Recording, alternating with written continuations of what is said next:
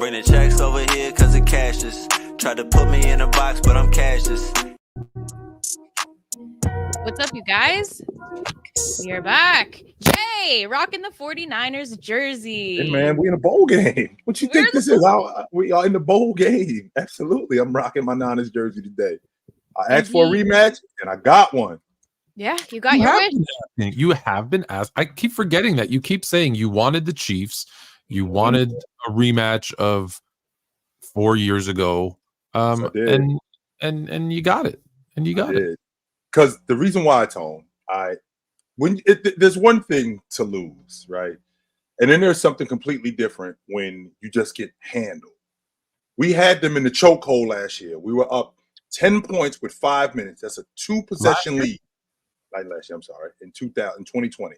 Yes, that's what I mean. In 2020, we had a 2-score lead in the fourth quarter with 5 minutes on the clock. And we gave it up. And everybody talks about how Jimmy G missed on that bomb. He actually had him, and he missed on that. But that's the game. If he catches that, that's the game. Yep. But I felt like we had done enough to win that game. And now, as good as Patrick Mahomes is, I'm thinking to myself, I want another shot at those dudes because I think we can beat them. I do. And, well, here we are. We got a better offense. We got a better defense. Bosa was only a rookie that season. I think that was Bosa's rookie season. So we're a lot more seasoned now than what we were 4 years ago. And to be honest with you, Tone, I think we got a better shot now. That's why I was asking for a rematch. And I'm getting one. Yeah, I mean, and not to mention, Chiefs are a little beat up right now. I mean, they're missing some of their, they're more reliable players, I guess. I mean, Niners have some outs as well, but we'll take that. I mean, Patrick Mahomes is, of course, the biggest threat to us. So I have a question here for a second. You dove right into the Super Bowl. There was you jumped right into it. We didn't there was no. Are we gonna just okay? Because I have something pressing for you, Haley.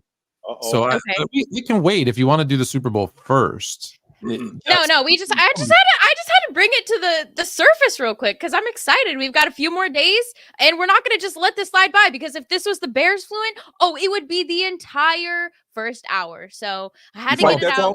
Whoa, Tone, do you fight that? No. Okay, I just want to make sure we clear on that. Okay, I just want to make sure that we're clear. That would be monumental if the Bears made the Super Bowl. Hour? No. Okay, Fluent. Jeez.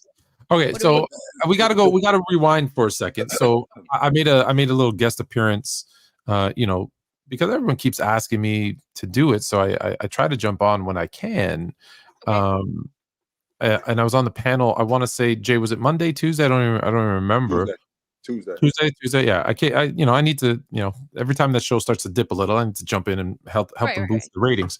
Right. And there was a super chat. There was a super chat that came through, and they kind of picked on me a little bit, and they were like, "Hey," and yes, I have the Kobe unveiling, of course, on a different screen, absolutely. And we'll get to that, I'm sure, hopefully in this episode. And the super chat was the top 5 white 3-point shooters, and Ron was like, "Hey, Fluent, since you're the lightest complected." Give us your answer. And I had never thought about it before, so I was like, I don't know. I just started throwing out some names. You got put on the spot, H. No, I mean, that's kind of out of left field. Yeah. Yeah, it really is. You got put on the spot. So you being significantly whiter than me, I came across something today that I want you to explain because I'm white, but I'm also Greek. You're like white. So I want you to explain this to me. So if you guys would indulge me for a moment. There's something there. Am I able to share screen? Do you see it? Can you just click on it? I can add to stage. Okay, I can't. Is this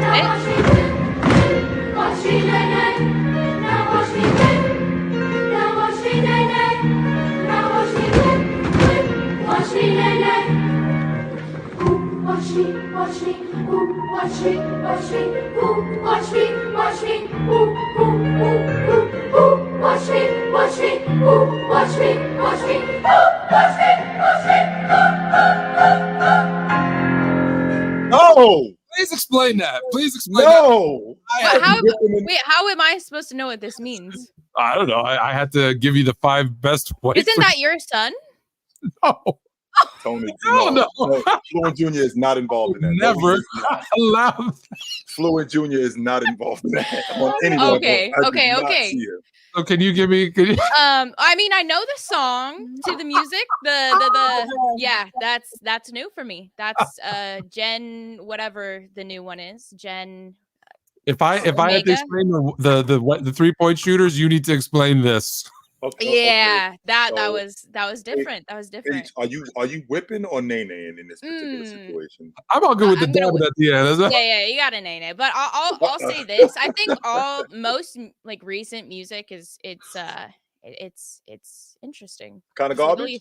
Yeah, It's definitely a little bit. It's kind of whack. I mean, you're not gonna own that. You're not gonna own that. No, unfortunately not. I'm not gonna own that. But I mean, hey, do you? Adding a little flavor to that, I guess. Something there. We interrupted the normally scheduled Super Bowl talk for that. Oh, yeah, that was H got a little bit more pepper on her than that right there. I mean, like that right there. Yeah, I don't know if you know much about me, Fluent, but H got a little bit more we get pepper on down her over than that. here. We get down. From Phoenix, Arizona.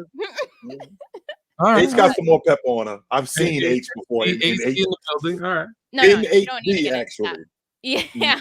I've actually seen H in HD. So Oh yeah, she's got a little bit. She's got a little bit more pepper. Yeah. Is that when she was in Seattle? Is that when she was in Seattle with Sean Kemp? Yes, sir. Yep, that would be the one. That's crazy. I've actually seen H, so she's got a little bit more pepper on. But I'm sure. I'm shorter than pretty much anyone knows. I don't tell people, but that was dope. We all know you 5'1". Yeah, that's my biggest thing. But anyways, guys, thanks for that, Fluent. Appreciate you bringing that to the table, and that was that was a moment. It was sent to me, and I'm like, oh, I got to figure out a way to bring it What on. is this? I don't know how, but I got to figure out a way. You know what's so funny though is obviously we know that I don't even know when that song came out, like 2015, 2016.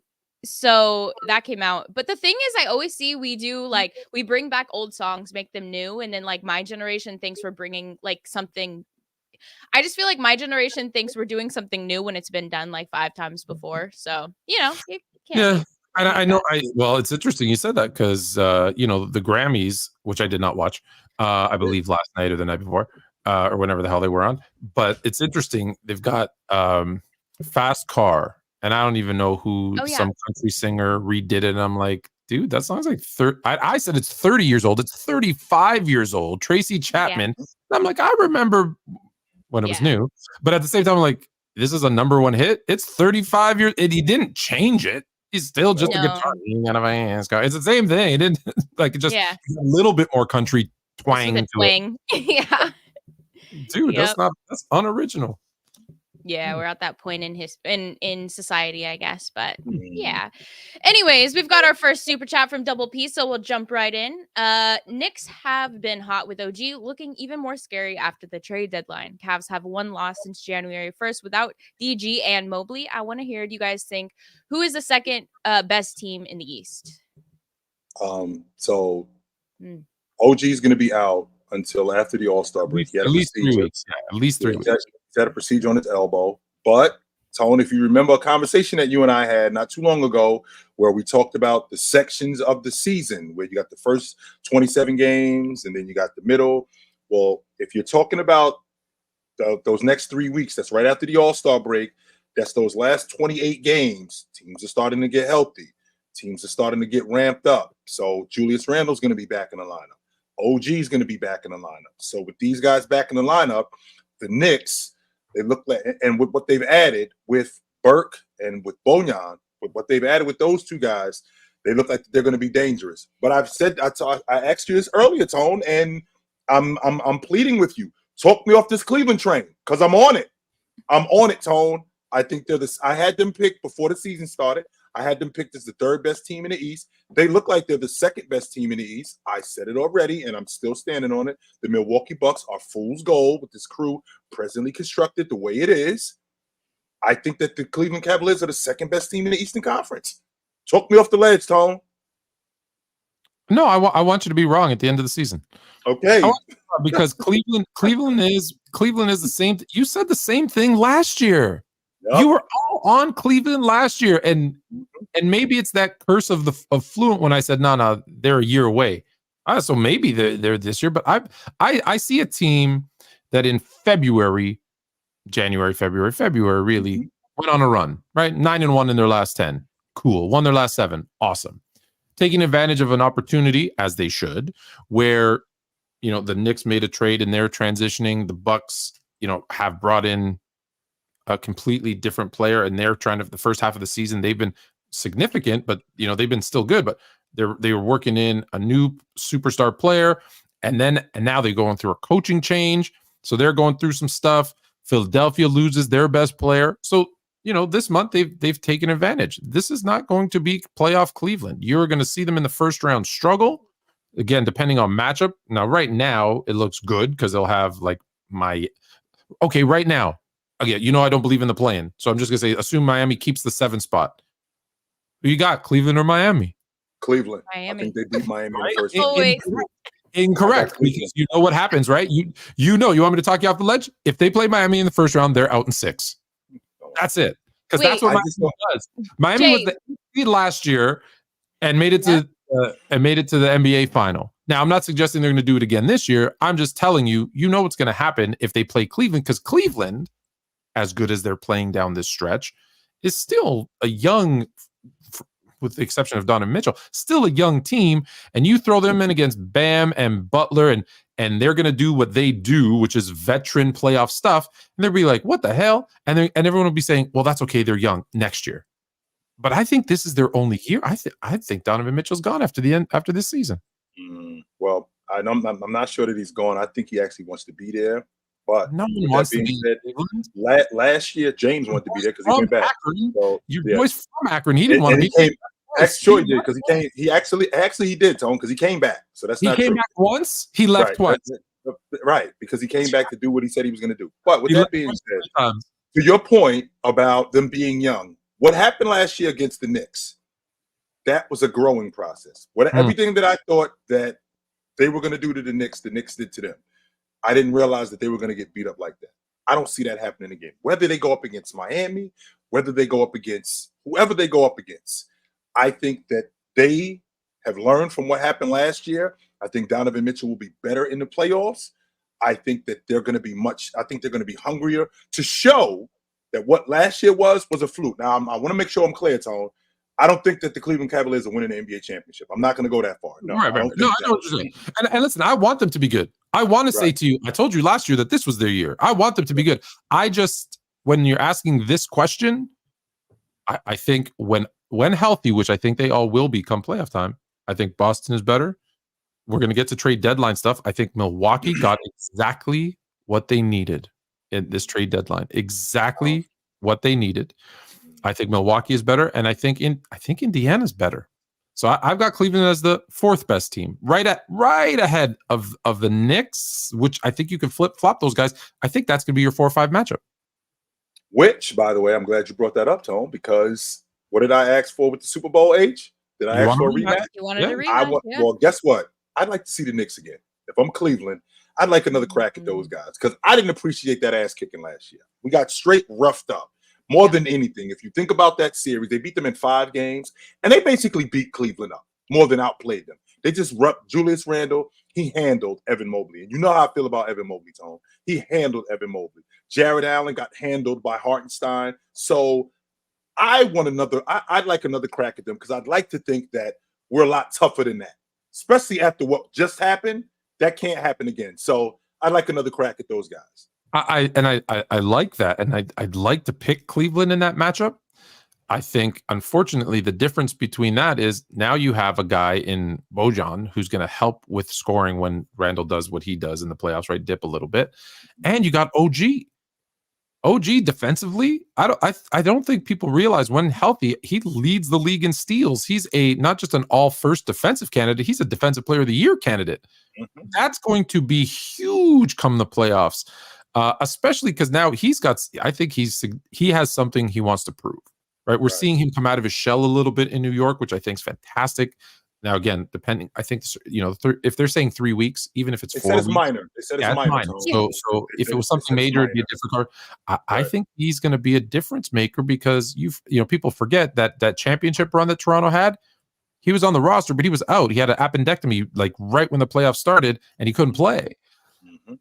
He wants to show like, hey, I told you guys I wanted to be a bigger part of the team. No, that's fine. You traded me away.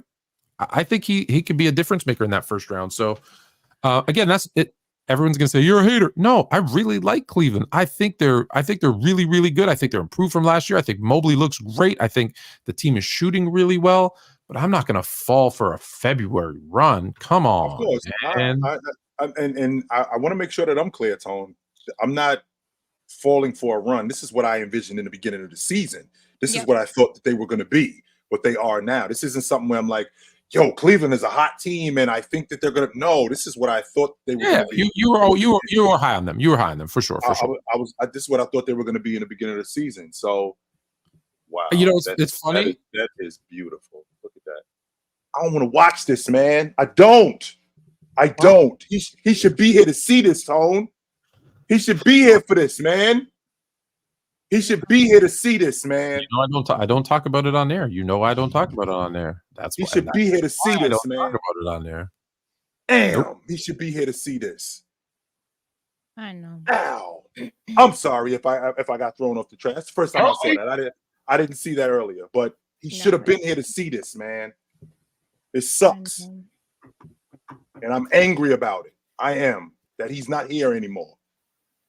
But anyway, back to the Cleveland Cavaliers, back to the Cavs, and this team is a top. Like I said, this is what they're doing right now. This is what I envisioned from them. Yeah. In the beginning of the season, this is what I thought this is what I thought they were going to be, and this is what's going on right now. I'm feeling it. I'm absolutely feeling it. 100% I am. Jay, who do you think's taken the biggest leap?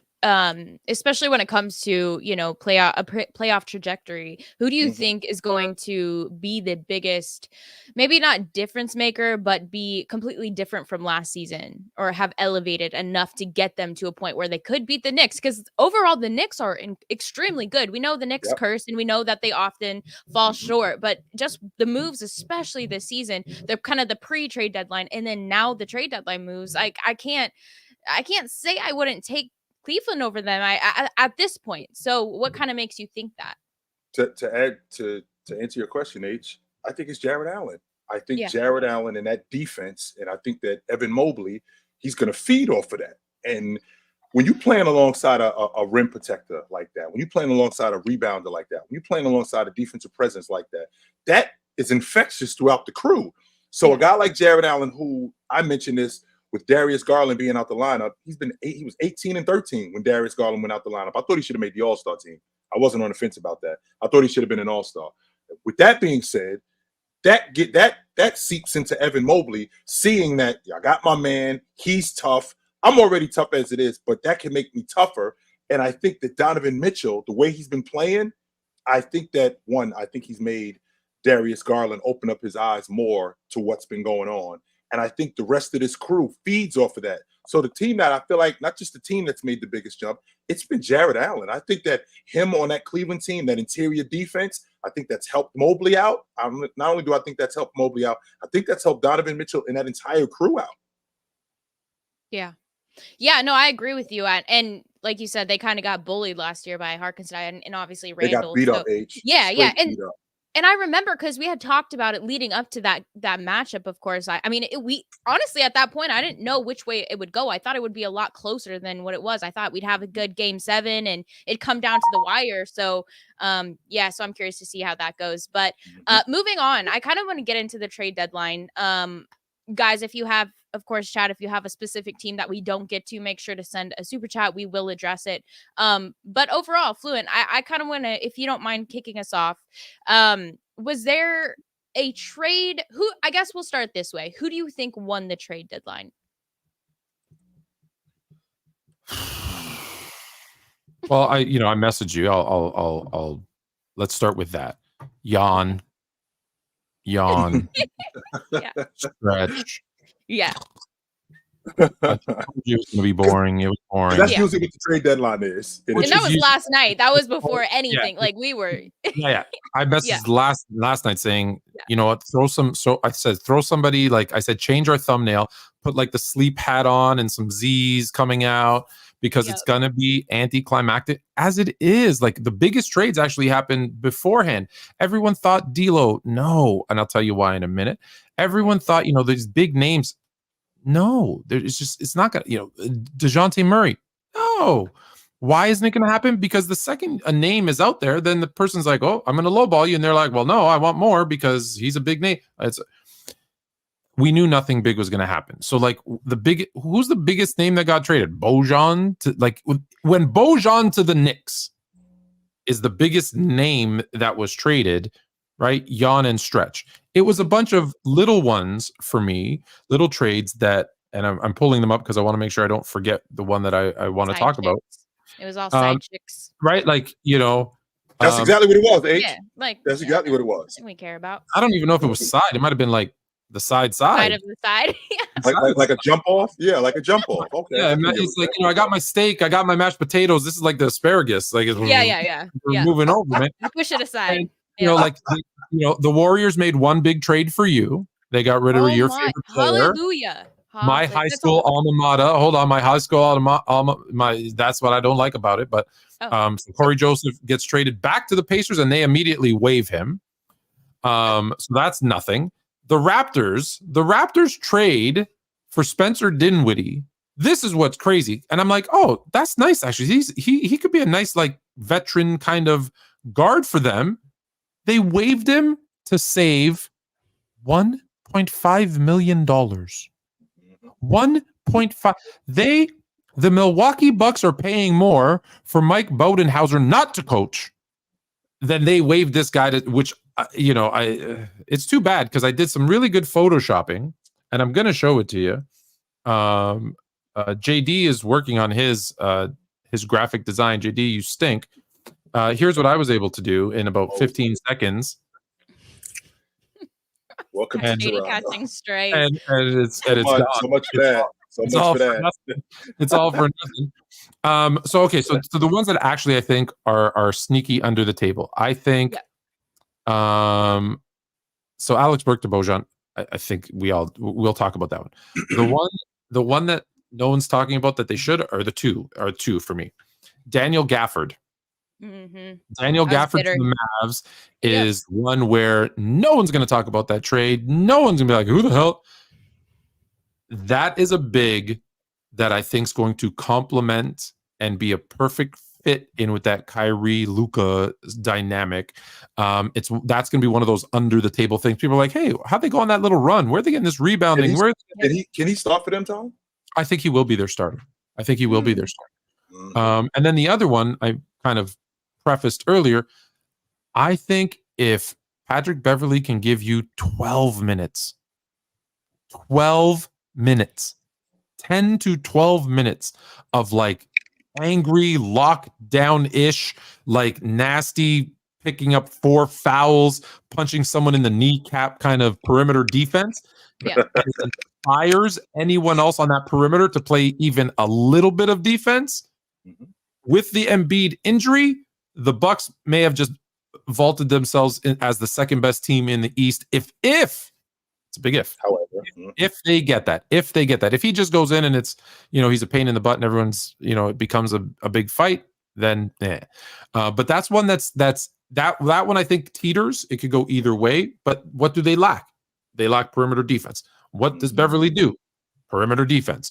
So, you know, remember when I told you that's what they needed more than a coach? Well, they did both. I'm not a fan of the coach, but they did both. But I think the gap one, if I have to pick one, is the most is the one I like the most. Yeah. I like the Pat Beverly trade, Tone, 2 years ago. I don't like it today. Yeah, fair. But 2 years ago we had Drew Holiday, which means that it would have basically made them even better with Drew Holiday. But today, he's 35 years old. He's small. He's not actually what they need. What up, young fella? He's not actually what they need. I think that they need something bigger. I think they need a bigger wing. I told you, Tone, before the trade deadline, pick up the telephone and call up New Orleans. ask for Herb Jones. If they say no, pick up the phone and call up Chicago. Ask for Alex Caruso. If they say no, pick up the phone and call Portland. Ask for Thibault. If they say no, pick up the phone and call Orlando. Ask for Isaacs. If they say no, the way I looked at it like it was 10 women. Ask every last one of them out. One of them is going to say yes. Yeah. And all 10 of them aren't going to say no. One of them is going to say yes. They maybe did. So Pat Bev was the one that said yes? Is that the only one? Because I love that Caruso. I mean, Jay, you're absolutely right. I'm kind of well, we can get into the Bulls more. Obviously, they've made, I think it's 3 seasons with no moves at the trade deadline. But Caruso, why was he not? Because they think they're good. No, they don't. They're not. No one can be that delusional. 100%. No, they do. They're good. Yeah. They think they're good. Yeah, they think we're what? They're in what, 9th? They're in 9th, 10th, 9th. Oh, yeah. They're like, hey, you know what? We can go on a little run. You know, Zach LaVine got hurt. We win games when Zach LaVine's not in the lineup. Maybe we can go on a little run here. Like, that's why I say people forget. Like, I don't know if you've ever had the luck to either sit in, or sometimes they've put out the videos of the war rooms, right, where you can sit in and listen. I'm telling you, man, they were working the phones, but like, it's not always as easy to make a deal. Like, try play Monopoly. It's not. Yeah. Good luck. No, it's not. 100%, Tony. Correct. You're absolutely correct. You know, so when you say Pat Bev, and listen, we were talking about this year, right? I think the Raptors made a trade that I actually really like for the future, right? They moved on from Otto Porter Jr., your guy, who played like 2 games in the last 2 seasons. Coming back home. Yeah. Kira Lewis Jr., who they just picked up and didn't really play any. And they brought in Canadian, not a big deal, Kelly Olynyk. Nice. Kelly O. But more so, Oche, I'm going to say his last name wrong. Ajagbi.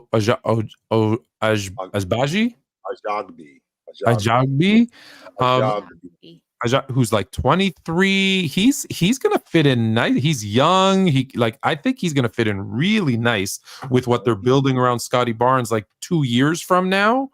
You know, they kept Bruce Brown. They're like, he's gonna be our veteran kind of guy, I guess. You know, so that's a trade that, you know, for Raptor fans, they're like, what the hell was that? You're good. It's not a today trade. It's a year or 2 from now trade, because you're rebuilding. That's what you're doing.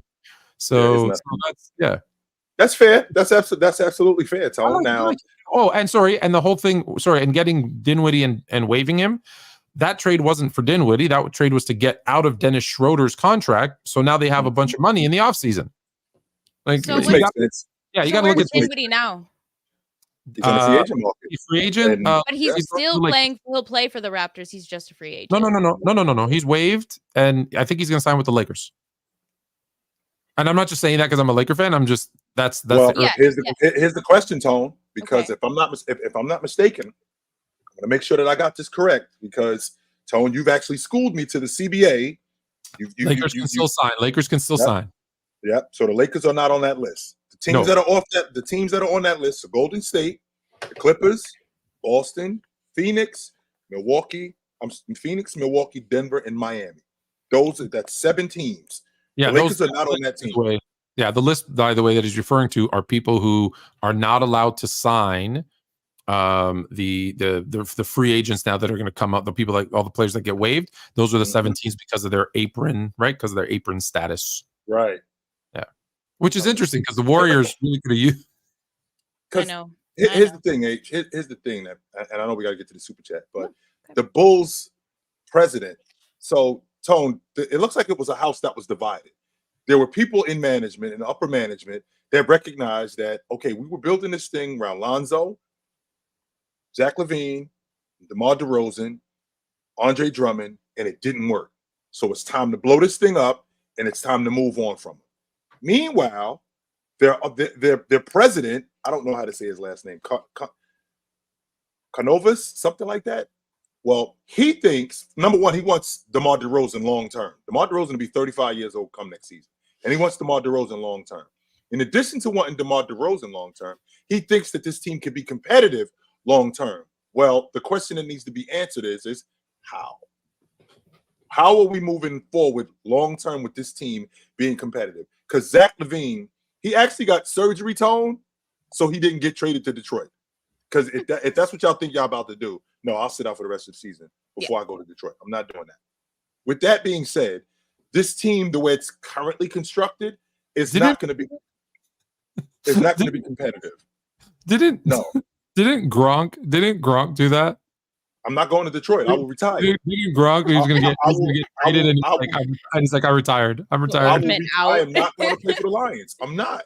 And rightfully so. At that time, they were garbage. They weren't very good. He was like, I ain't going up there. No. And in your career, like that's the thing. You don't want to end your career on a worse note than just retiring with, I guess, some, I don't know, elegance or whatever. Right. So yeah, no, I hear you, Jay. And I mean, off the super chat, apparently the Warriors tried to trade for Caruso, but Chicago wanted Kuminga, so they put the phone down. Do you guys think that was a move for the Dubs?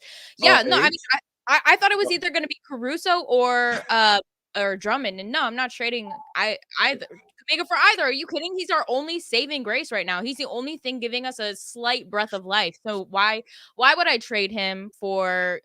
I love Caruso and Drummond would be fire, but it's just not worth it. And yeah, I'm in full agreement. Although I will say, for us getting rid of Corey Joseph, I'm in full agreement. I was glad about that. Hater. I believe the two Corey words. Joseph is he's the most detrimental player we've ever had. Ever. Hey, Tom, get him off the roster. Ever. Get him off the roster. Tom. Ever. Get him off the roster. Tony, she don't know about Vontigo coming. She don't know about dudes like that. She don't know about Bimbo Coles. She don't know about guys. Corey Joseph comes from Corey Joseph was drafted by the Spurs from the Spurs. He through the Greg Popovich tree. Shout out to Pickering High School Trojans, Corey Joseph. What up? Do you care, H? No, I don't care. No, I don't care. I don't care. Corey Joseph. I'm happy for what he didn't accomplish. This right here, this super chat. Something. Jeez. When I first heard that the trade could be centered around Alex Caruso, and I saw Kuminga's name, I had two words. H. No. Yeah, hang up the phone. No. Call me back when you're serious. Especially with the fact that we're now at a point where, we tried doing the 2 timeline thing where we build for the future and win now. I don't think we're trying to win now. I think that's out the window, and I'm okay with that. But I do think we need to try to build for the future and dig ourselves out of this hole where we can't even go and get free agents, because we're so deep in luxury tax. So you're paying Klay Thompson $47 million. That's a lot, Tom. Luckily, he comes off the books after the season. That's a good thing. You know who the smartest Golden State Warrior is? Or was? Klay. Bob Myers. Oh, he definitely jumped up. Dug that hole and bounced. No, he couldn't handle it though. He literally came out and said, "I can't." He lied. No, he lied to you. He lied to you. No, he didn't lie. No, he lied. I've seen him cry on national TV. So what? I could cry right now. I was told. I bought in. Yeah, he what he did was he dug this massive hole, right? Took a couple of 4 to be exact championship trophies and went later and left you to deal with the issues. He's the smartest dude in the building. That's a smart dude. He did see that the ship was sinking. H. And he definitely bounced. He kicked that idiot off that door and he started paddling, not like Leonardo dying in the water so she could have that big ass door. You tell me 3 people couldn't fit on that door? Anyways. No, great point. I actually that's a whole other thing. But so that's my thoughts on the Dubs. And I'm kind of curious, Fluent, thoughts on the Mavs, because Gafford would have been another great person for us to go after. We didn't. So seeing him go to the Mavs. Now. Sorry, you're not competing right now. You're not competing. The Warriors or the Mavs? No, the Warriors. Yeah, Mavs we definitely know that. The Warriors are not a championship team. We know that for a fact. We do. We know that for a fact. But as far as Dallas, it's gonna be nice watching you watch the playoffs with no Warriors. You won't be stressed like last year. Well, I'm gonna be. I don't know. I'll probably just be all in for Dame because I want to see who Dame win a chip. But no, FIFA. Honestly, I'm being positive about the Mavs here, and I am happy. They really have filled out this. No, I'm not being crazy. I No don't know why starting people eight. think I have like this vendetta against the Mavs. I like the Mavs. I love the Mavs. And I think, Gafford and PJ Washington were good pickups, 100%. So yeah, what are your guys' thoughts on this H, move? I look at a Mavs team. Number one, Luka should not have, first of all, they're 9-1 when he scores 40. He shouldn't have to score 40 and 45 in order for them to win. He should not have to do that. That is doing way too much. Need to go. Why is he 45, 18, and 13? Why does he have to do all of that in order for them to have a chance to win? Plus, Irv has been in and out of the lineup, who we're still waiting for this postseason Irv to show up that we've been waiting for. We're still waiting for this dude to show up. We saw him in 2016 when he was with James, how awesome he was. Saw what happened in 2017 in the finals against Golden State. I felt like he did his thing in 17. He didn't play in 18. He got hurt in 18. In 19, worst shooting performance of his career. He didn't play in 20 because he wouldn't play in the bubble. 21, he broke down, rolled his ankle. 22, they got swept out of the playoffs. H, I'm still waiting for this postseason Kyrie Irving. I'm still waiting for this dude. What's going on here? And as you can see, you see the white in my hair. I'm getting older. So like, come on, man. Let's go. Let's go. Speed it up Let's for go. sure. Let's go. I know we have a lot to talk about. I don't know if you guys know this, but I think I solved the load management thing. Okay. But first I want to play a game. Oh boy. All right. We play a game? All right. You know how I'm let's go. Yeah, we need this. Okay. All right, check this out. All right, so chat. I have a graphic. I'm not going to show it to you because it has all the answers. But I'm going to give you an opportunity to guess. You know, I love my top 10s, okay? So I'm going to give you an opportunity to guess who are the top 10 paid players per game. In the game today. Oh, per game. So based on, I don't know if you know this, you get how you get paid. Like so based on how many games they played, divided by their salary that they get for the year, I want you to tell me who you think are the top 10 people who've made the most money per game this season. Luka, Steph are in the top 10. Hold on. Luka is not in the top 10. Steph is number 9. I think Bradley Beal is on that list. Bradley Beal is number 3. Let's see. I think James is on that list.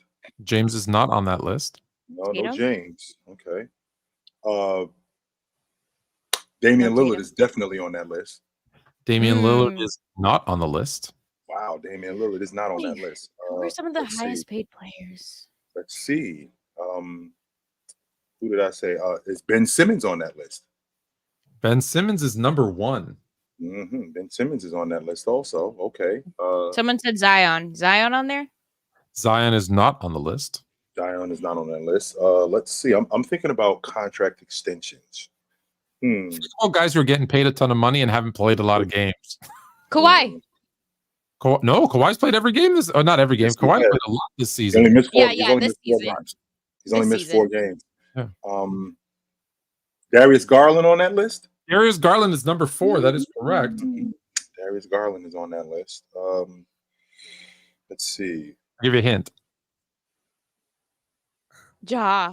Josh That definitely. makes sense. Yeah. Yes. Josh definitely on that list. 100%. Okay. All right. A lot of young guys. Jaylen Brown. Halliburton is not on that list. That contract doesn't kick in until next year, so he isn't on that list. Jaylen Brown also, that contract doesn't kick in until next year, so he isn't on the list neither. Correct. Let's see. How about Gordon Hayward? Embiid is on that list, number 7. Okay. What other superstars haven't played a lot, Jay? I'll give you one. One's a current Bull that we talked about. Lonzo Ball. Oh. No, he didn't play. He hasn't played at all this year. No, he it's hasn't. Zach. Zach LaVine is number 5 on that list. Zach LaVine is on that list. Let's see. How many more do we have left? You have 3 left. One of them got traded today. Dinwiddie? Nope. Horrific injury. Oh, Hayward. Hayward is number 10 on the list. I did say Gordon Hayward. Oh, did you say that? Oh, okay. yeah. So you got 2 more. You got number 6 and number 8. Is one of them a Laker? Neither one is a Laker. Okay. One is a Heat, and one is a newish Mav. How about Kyle Lowry? Hero. Oh. No, Hero? Kyle Lowry's not on the Heat anymore. He's not. He's in what you call it. Bam? Correct. Bam plays. Jimmy plays. Not Bam. Duncan Robinson? No, but I'll tell you, he gets buckets. Jimmy Buckets? Jimmy Buckets, number How about 6. How about Jimmy Buckets? How about Jimmy Buckets? And Yeah, you can pull it up if you want, because number 8, the only one you did not get, Dun, dun, dun, dun. Kyrie. We didn't say Irv, and this is how this conversation started. This is who this conversation started with. Interesting. So based on their salary and like if you divide it by how many games they've actually played, Ben Simmons is making a whopping $5.4 million per game played. Granted, that number may have changed, not for him, but may have changed a little bit because this is about a week old, maybe 3 days old. But yeah, John Morant, obviously because of the suspension, Bradley Beal, Garland, Zach LaVine, Jimmy Butler at number 6, Joel Embiid at number 7, Kyrie Irving at number 8, Steph Curry at number 9, and Gordon Hayward at number 10. So it brings us to my solution to load management. And you can keep that up or get rid of it if you want. I already know where you're going with this, Tone, and I'm 100% in agreement with you. I don't even know what you're about to say, but I think I know where you're going with this, and I am 100% in agreement with you. Go. So the idea is we want to incentivize players to play. Mm-hmm. And I believe this year, we tried the 65 games for awards, and I even told you I was split because you're blah, blah, blah. And you're not probably going to make an all-NBA team or win an MVP if you only play 60, 40, 50 games anyways. Right. And for some, well, once they had that threshold and people were saying, well, what if you get hurt? And everyone was like, well, shrugging their shoulders, right? So you pay them per game played. So you have a $82 million this year. I know that's excessive, but it makes the math easy. That means you get paid $1 million per game. Miss 5 games, make 80, whatever that is, $77 million. Now, of course, you're going to say, but what if someone is legitimately hurt? No problem. Just like every other working person, you'll have vacation time. So there'll be and maybe that's where the 65 number comes in. Everybody has 17 vacation days, right?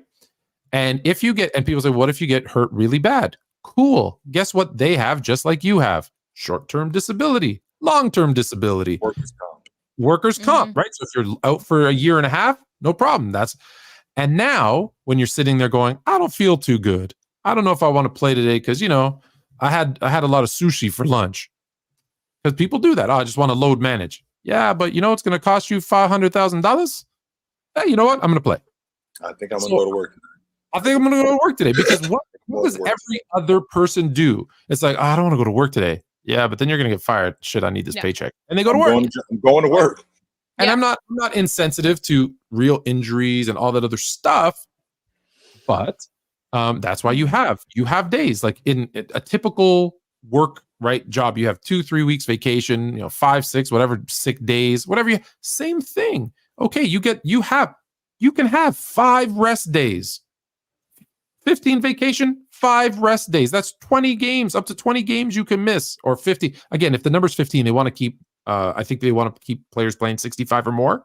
So you get 5 rest days that you don't need a reason. Personal days, take them.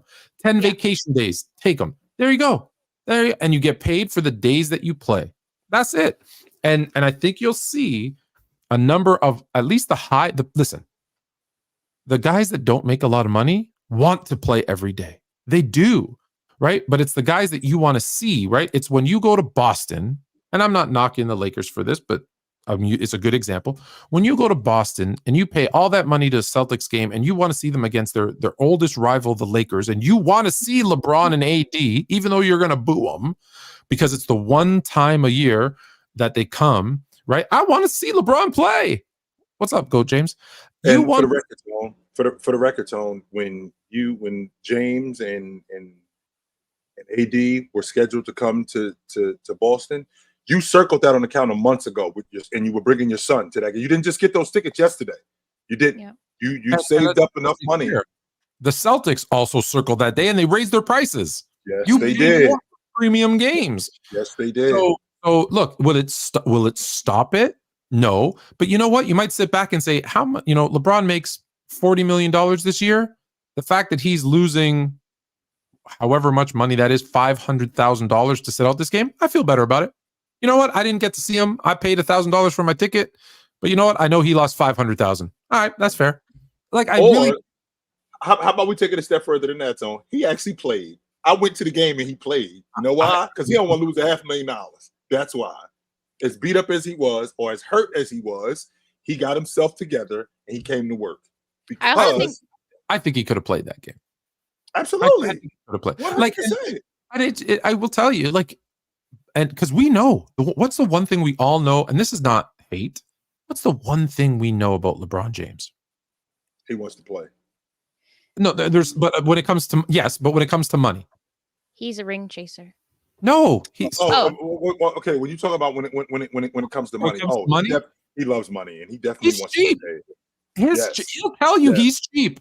He'll admit it. His friends will tell you he is cheap. He's not skipping out on 500. No, $500,000. No. Like, you know, have you ever seen that movie Trainwreck? Yes.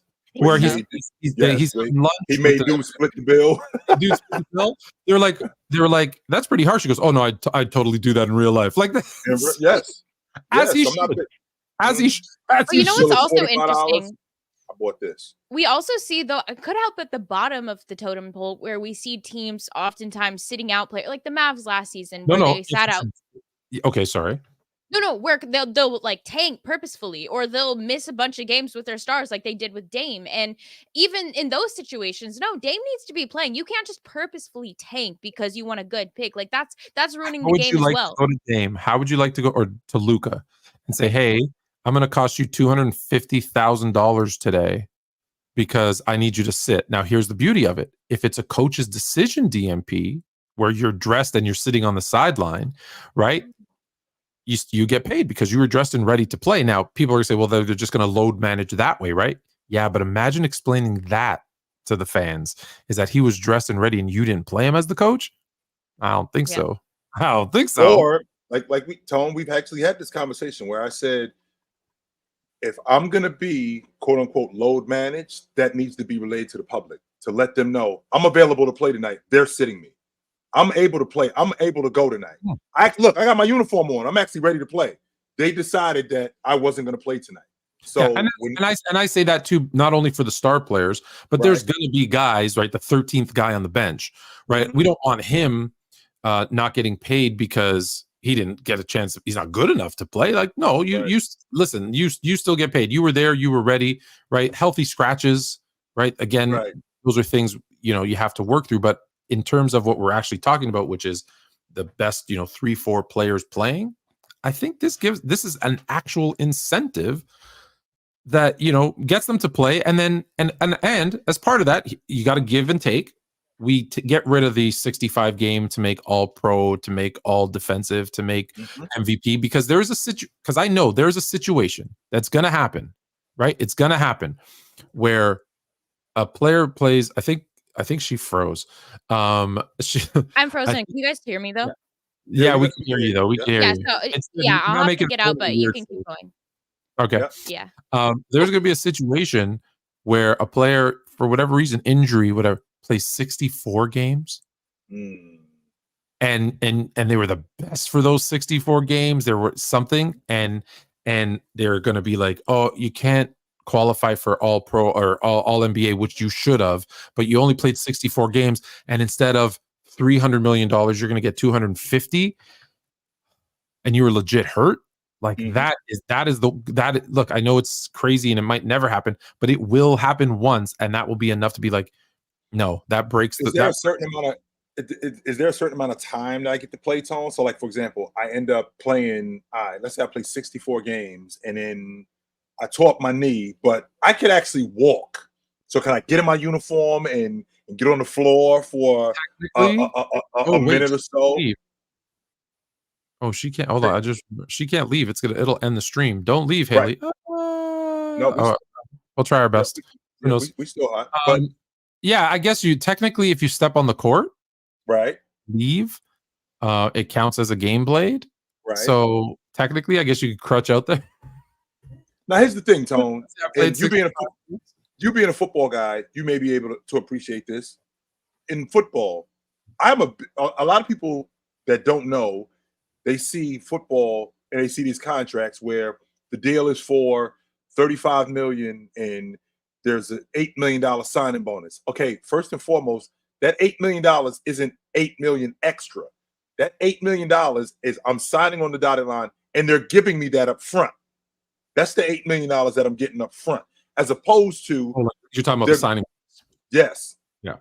It's like that. It's when you have guys doing stuff like that, especially that's why you got unions, Tone.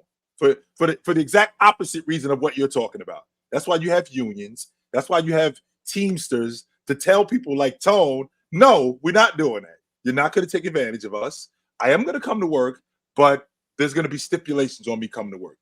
But there's the flip side to that. The flip side to that is if I'm going to come to work, you're going to pay me, and you're going to pay me a certain amount. I'm going to pay you a certain amount, and you are going to work this certain amount. And if you're not going to get paid. I am all in favor of that. I'm all in favor of that, Tone. I'm not in favor of, here's a 4-year contract for $120 million, and it's guaranteed. And if you only play 60 games a year, so what? This money is still guaranteed. So when I got my nephew who loves Tony Parker, I got my nephew who loves Russell Westbrook, and the Los Angeles Clippers only come to Miami once a year.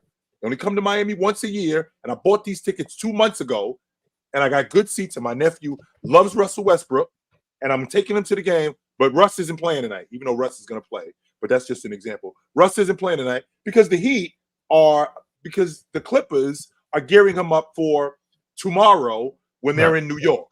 Yeah, because they got road back-to-backs and a long travel night. No. So that I'm not feeling that at all, Tom. I'm not.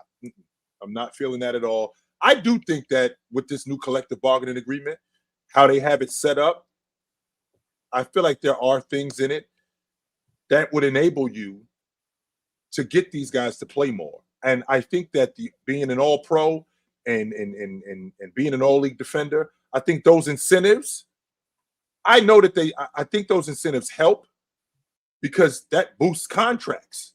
If at the end of the season, if I'm comparing Tone to Chill, and okay, Chill averaged 26 points a game and he played 55 games, but Tone averaged 24 a game and he played 74 games and he made the All-Pro team.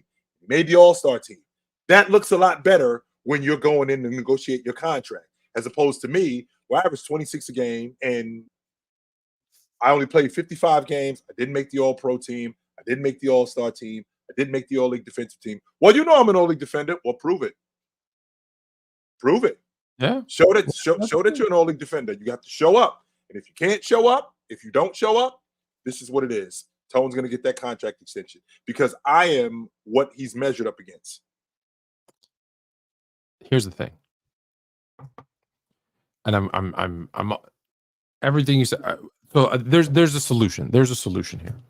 And I just had a senior moment because I was gonna say something and then I was listening to you and I completely forgot what I was gonna say. So we need to move on to something else because I completely lost my train of thought. I know. Yeah, I remember. I'm sorry. Every time I hear, or we have this conversation, or I say something about this anywhere on social media, like the response is always, well, they should play less games. 82 is crazy. They should play 50. And I immediately think you have no business sense whatsoever. That's one. Zero. And two, you're clearly clueless on what would happen. So here's the thing. One, I would break the record for threes made in a single season. I absolutely would. And the chat is saying, and you would average more than 26 points per game. I think we should. Hey, well, you should draft me this year because maybe next year I could. I'll definitely break the rookie record for 3-point attempts. I'll tell you that right now. So here's it. I'm draft eligible. Let's go. But that being said, so for the people that say, oh, they should only play 50 games, they should play 62 games. Here's what they don't get. So from a business perspective, let's say they go 62 games.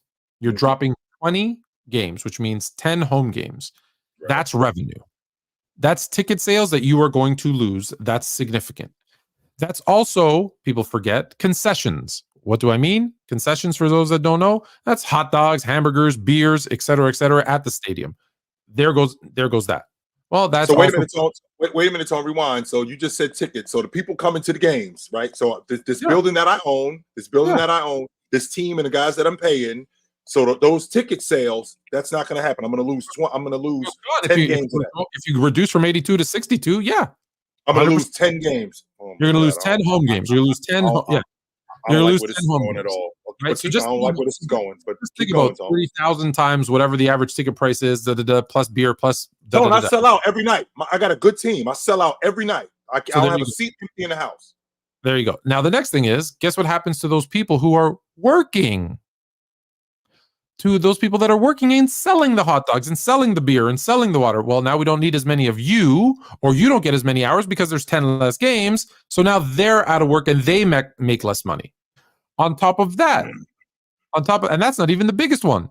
The biggest one is, where's all the money come from?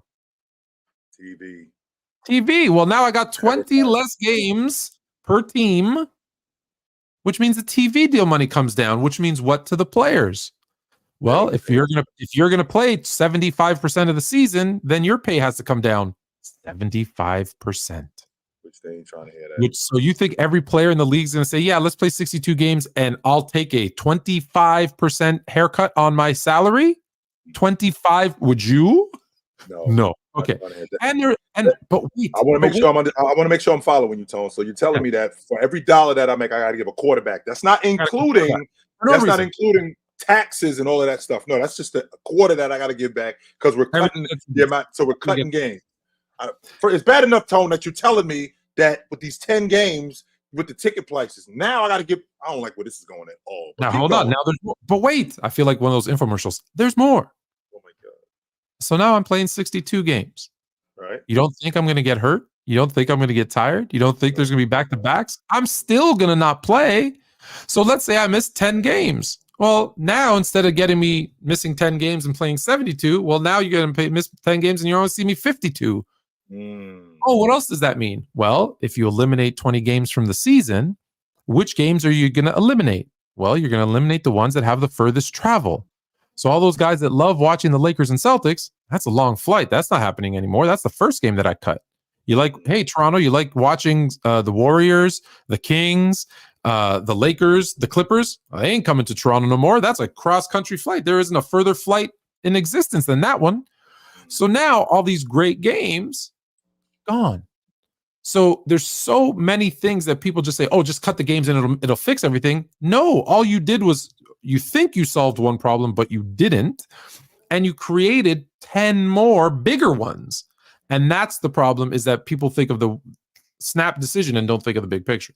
Tone, I want to make sure I'm following you, Tone. So it's bad enough that you want to cut 10 games. That means that in a 5-day 20. They want to cut 20. I'm just going off me as an owner. Building. I'm just going off me as an owner in my building. You want to cut 10 games. So essentially what that is my workers, that's of a 5-day work week. Okay, that's 2 days out the work week that they ain't showing up. That's number, or 1 day out the work week, they ain't showing up. That's bad enough, right? That's bad enough. Now on top of that, so the better players who play like on the East Coast, who play for the Knicks, who play for the Celtics. So Jason Tatum, who is a big draw. So Julius Randle, or the Knicks, who are a big draw. The Miami Heat. Well, they're not coming out to Phoenix? Is that what you're trying to tell me? I can't get them now. Now you have people here in the chat saying, "Oh, we'll do it like the NFL where they rotate." Okay, cool. So, okay, we'll see the Lakers or whatever that game is once every 3 years, once every 4 years, instead of getting a home and home every year. So instead of the Lakers coming out here, so the Lakers came out here this year, Tone. I don't get to see them again until 27 now. Is what you're saying. Right. And LeBron James is going to be gone by then. He's going to be gone. If you do the rotation thing, yes. Yeah, I'm talking about the rotation. So by that time, LeBron James is going to be gone. Yeah. Okay, I'm not liking this idea at all. No, we're not getting rid of 82 games. We're not doing that. No, absolutely not. We're not doing that. No. I got an idea. How about this? How about with all the technology that we have? The reason, Tone, you mentioned it to me in the past, the reason why these guys get injured, the reason why they get hurt the way they do, because your body is not acclimated to play the way these guys should play. You guys only play a certain amount of time, so you don't shock your body into being able to play like that. That's why they end up getting hurt. So I got an idea. How about you come to work more often? How about that? How about you get used to coming to work more often? Hey, my ankle hurts. All right, I got an idea. How about we get some treatment? You know, we got a doctor on staff for that, right? Your ankle isn't broken. You don't have any torn ligaments, anything like that. It's just sore. We got somebody on staff for that. That'll help tape you up. That'll give you a massage. How about you come to work? How about that for an idea? As opposed to, Tony, I don't want to go to work today. And you know what? My back hurts. And I'm on the books for $27 million. I don't think I'm going to work today. I think I'm going to stay home. Well, I'll tell you what, you can stay home, but don't expect that game check tomorrow either. Don't come to the game either. Don't if you are hurt, don't come to the game either. Stay home. Stay home. Hey, welcome back. Thank you. Hey, Sorry Boogie. about that, man. My laptop always lets me down. Another one. Okay, before we move on to this last thing for you, Fluent, I did want to ask, what were your You can do thoughts? that anytime. Don't there. That's Okay. anytime. We have an hour. Well, I wanted to know what your thoughts were on D'Lo, because you had said the Lakers obviously didn't move any trades. You saw LeBron on X releasing some, little, who knows what, some secret messages or whatever. Never know what he's up to. But what are your thoughts on the Lakers making no moves? And do you think it's good that they're going to hold on to D'Lo? That's suspicious. That's weird. The Lakers, players, even coaching staff, front office. Jay likes to use the term fool's gold. Mm-hmm. And fool's gold is the best way to describe what's happening. The Lakers went on the road without LeBron and AD, beat the Celtics. Then they beat who they beat when LeBron and they beat the Bucks. Is that who they beat? Knicks. The next game was against the Knicks. They beat the Knicks. They beat the Knicks. And they thought, oh, maybe we're not that bad. And I wanted to slap the taste out their mouth, because that is the dumbest thing. Like, you don't go on a 2-game winning streak and think, oh, maybe we aren't that bad, and not trade anyone. Your team is garbage. For whatever reason, it's garbage. It's not working. You can't do nothing. You can't do nothing. You have to do something. Now, maybe their thought process is, hey, we're not in the situation where we can't sign some of these buyout guys, so we're gonna make it up with buyout players. We're gonna drop some of ours, pick up like we said, a Dinwiddie or whatever. Yeah, maybe that's their plan, if they have a plan. But I think they fooled themselves into thinking they're better than they are, and they're everyone keeps telling me they're built for the playoffs. They're built for the playoffs. Yeah, only except if they make it in, they're going to have, I don't know. Maybe they like their chances against OKC and Minnesota, who I think are the top 2 seeds right now, and they're going to be the bottom 2 seeds. And at least it's not Denver, right? At least it's not Denver, because if I was looking at the 8th seed and looking up at Denver, who swept me last year, probably not feeling good about it. So maybe Denver, like, hey, OKC's is tied for the first seed, by the way, Tom. Denver is tied, so they could very well get the number 1 seed. Well, they're going to be in a whole lot of trouble with it if they don't do anything. That could very well happen. Yes, sir. That could very well happen. So I think that's it. Really, really surprised me that even a small move wasn't made. Like, I'm not D'Lo not getting traded didn't really surprise me, although I still think they should have. I'm surprised they didn't do anything. Just nothing. Not a thing. Like, when you do nothing, you're basically saying we good, but you're not. Well, Tone, with the crew that you had last year, right? The crew that you had last year, so you replace the guys that you had last year with Wood. Hey, yo. Wood. Why is this kid's name? Hayes. That's what I'm thinking. Oh, Jackson Wood, Hayes. Jackson Hayes. Prince. Yep. So you replace. So these 3 guys are new guys. Meanwhile, leaves D'Lo, Rui, James, AD. These guys are your core guys. And it was D'Lo who said, let us get a training camp. Well, you got a training camp. Mm-hmm. The process of you getting a training camp This is where we are in the Western Conference right now. The playoffs started. We are next to last in the play-in tournament. We're in 9th place right now. But you are built for let's just say for the sake of argument, you are built for the playoffs.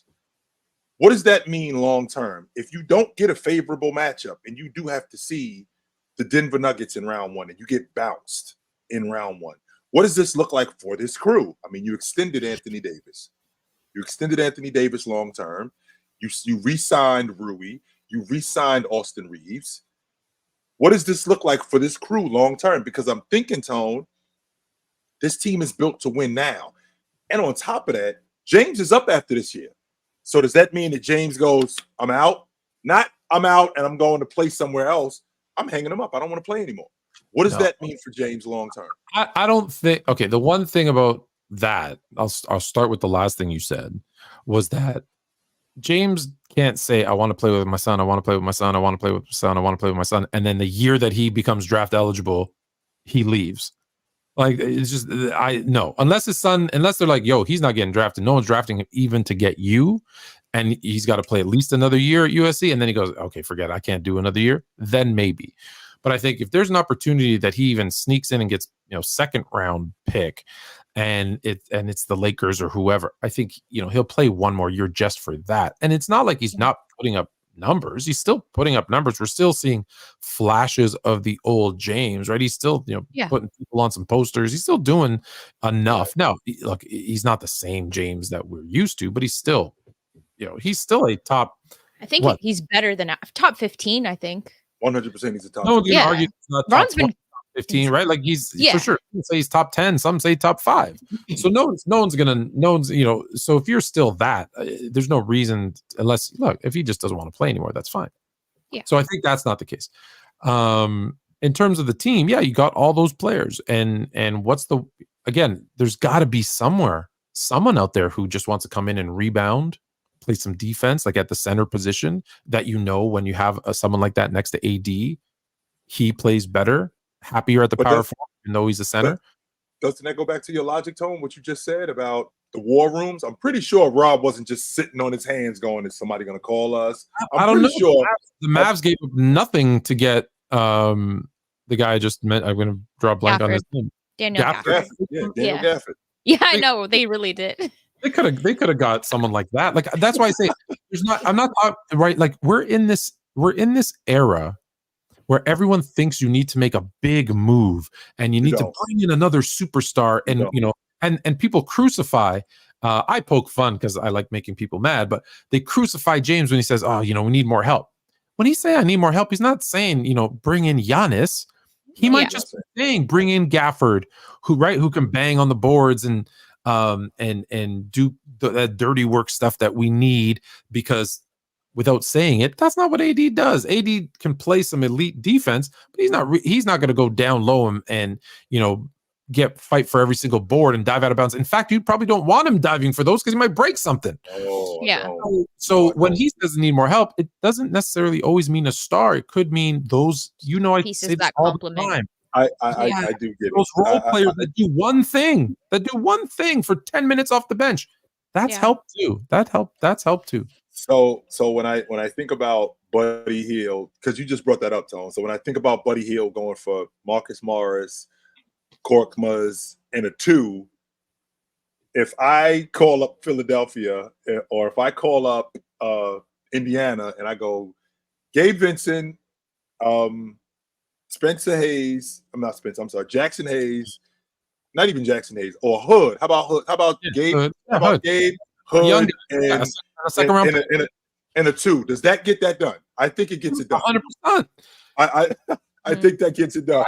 So that's what I'm saying. It's you have to be creative, when you're in that war room and you're making these calls, because sometimes sometimes teams just don't want to deal with other teams. I don't think that's the case with Indiana and the Danny Lakers. Ainge. Like Danny. Look, I think Danny Ainge got taken. I think Danny Ainge got taken by Toronto.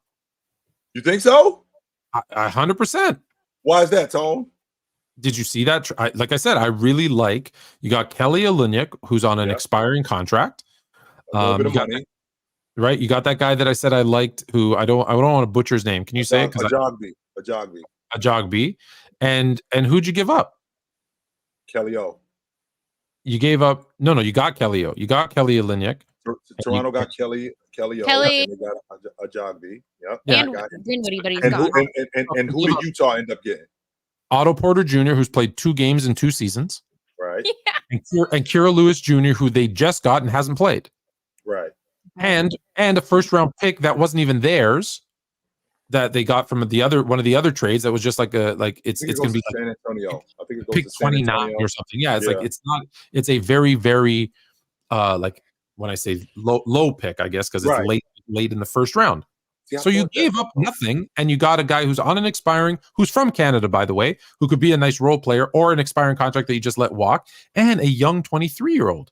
I think, and really, Utah got nothing, unless they really like someone late in the first round. I don't know. Don't maybe hate on Otto Porter Jr. Hello. 5 years ago, maybe, but now, no. Yeah. No, I know. Right? Like unless they like, maybe they're thinking of drafting Bronny James with the 29th pick. Okay. Is anybody really okay? Can we just talk about this really quickly? Is anybody actually considering that? Have you seen him play this season? He's not going to the NBA. He's not a anytime pro, soon. not yet. He's not anytime ready yet. soon. He is not, man. You can't rush him. He's not his dad. He's nowhere close to his dad. He's a very talented basketball player, but he's not NBA. And I think he's going to be a pro. I do. I think he's going to be a pro. Guys, he's going to get drafted because James said, whoever drafts him, I'm going to sign a 1-year deal with them. And anyone's going to sell some tickets and get James for 1 year, even 40-year-old James. That's good business.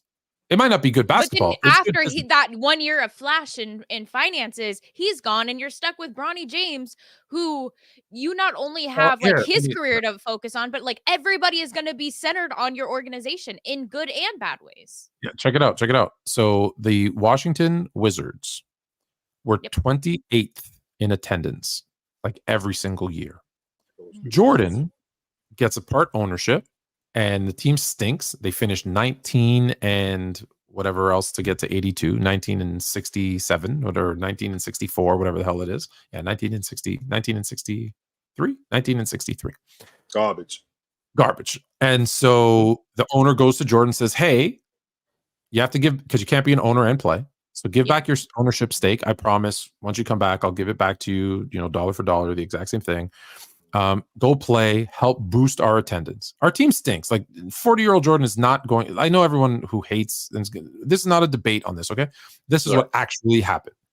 And just keep in mind, so he had sold. He also had owned the Washington Capitals, the hockey team, and he sold them. And his only source of income was the Wizards. And back then, the TV deals weren't even as big. Like it was a couple of years before they got the big deal. Like $500-600 million from ESPN was, I think, in 2002. So they were still on that $60 million deal from 1991. So they weren't on a big deal. So the money back then wasn't from the TV. It was still from attendance. So you're almost last in attendance. It's your sole source of income. And you have, at the time, the greatest basketball player, the biggest draw ever in the history of basketball, sitting there in a suit. So he made a smart business decision. Hey, Mike, can you you want to play a little bit? Yeah, you can still play. Of course you can. You're Michael Jordan. Rah. And Jordan, of course, being Jordan, going, of course I can. Right? Like, let me throw. I beat those guys in practice every day. Okay, so Mike, Jordan goes back in. Where does Washington go in attendance? To the top of the ladder. Second in attendance. Really? Now the owner, and the team's still not good. I think they had a losing record both seasons. And Jordan got hurt and blah, blah, blah. But what happens? He goes to second in attendance. And again, keep this in mind. That's where the money was back then. So now he's making money. Jordan's on the court. Cool. Now Jordan goes, okay, I'm done. I can't do this anymore, right? And he's like, cool. Thanks for boosting up my attendance and making me all this money that I don't have to share with you. Peace out. He doesn't do right by Jordan, and Jordan can't do anything because it was kind of an under the table deal. He's out. How long does Washington still stay top 10 in attendance? For another 8 years. And they're still not good. They weren't good once he left, right? So the peak. So what happens with the James thing is it goes up and there's interest. Now it'll start to fade if again, but you've brought in a bunch of fans, a bunch of young fans who they'll stay loyal for a while. And then if you continue to suck, it'll drop again. But he got 5, 8, 10 years of good ticket sales for that. And that's and look, and you don't think LeBron and Bronny's a draw like Jordan was?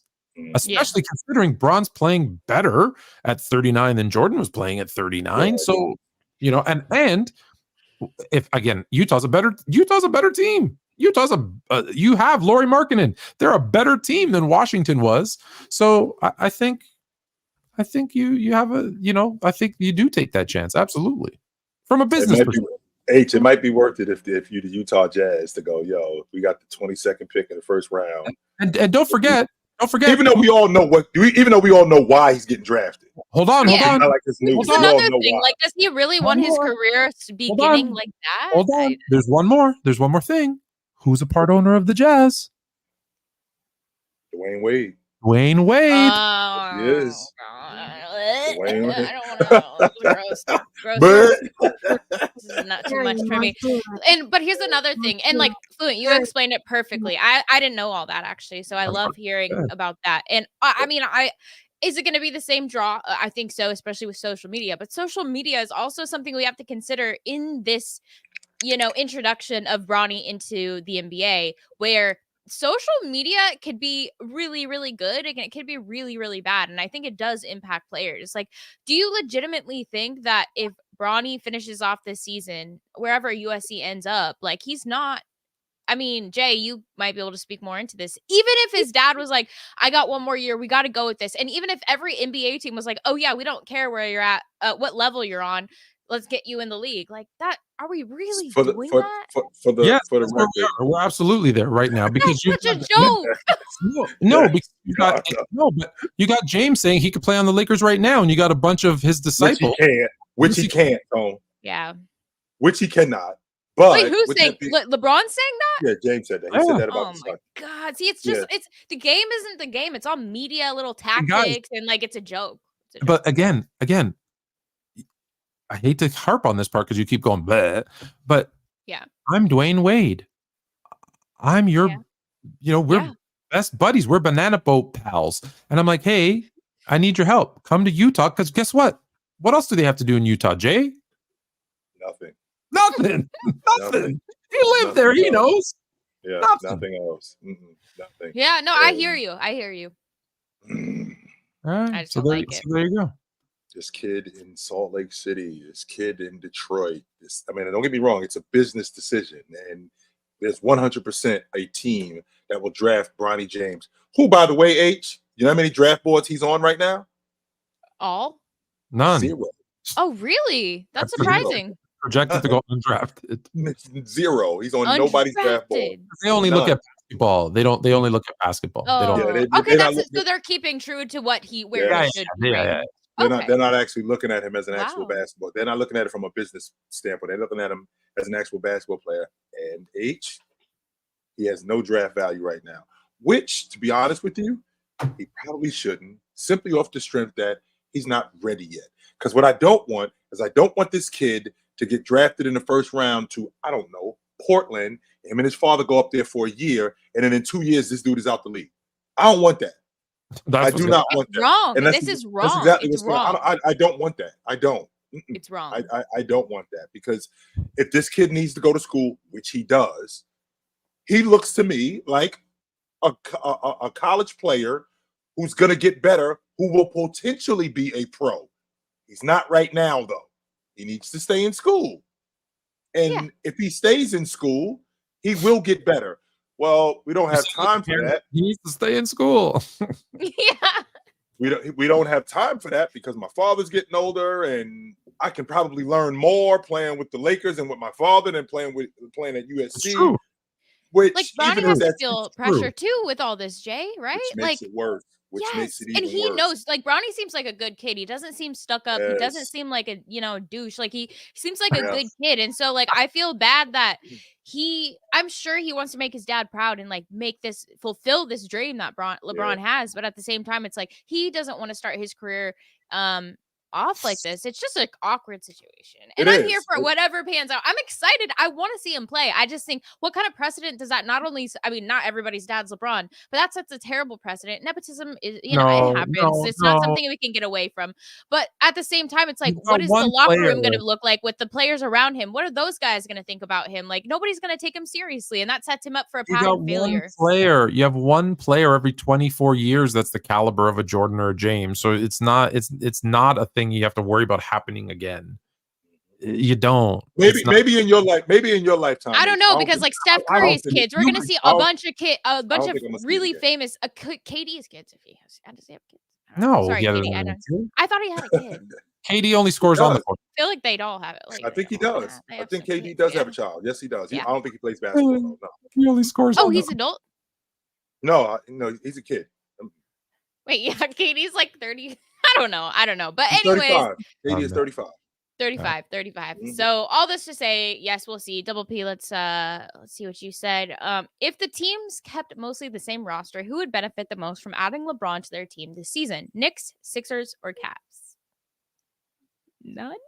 If the teams kept the same roster, what do you benefit from next year? This season.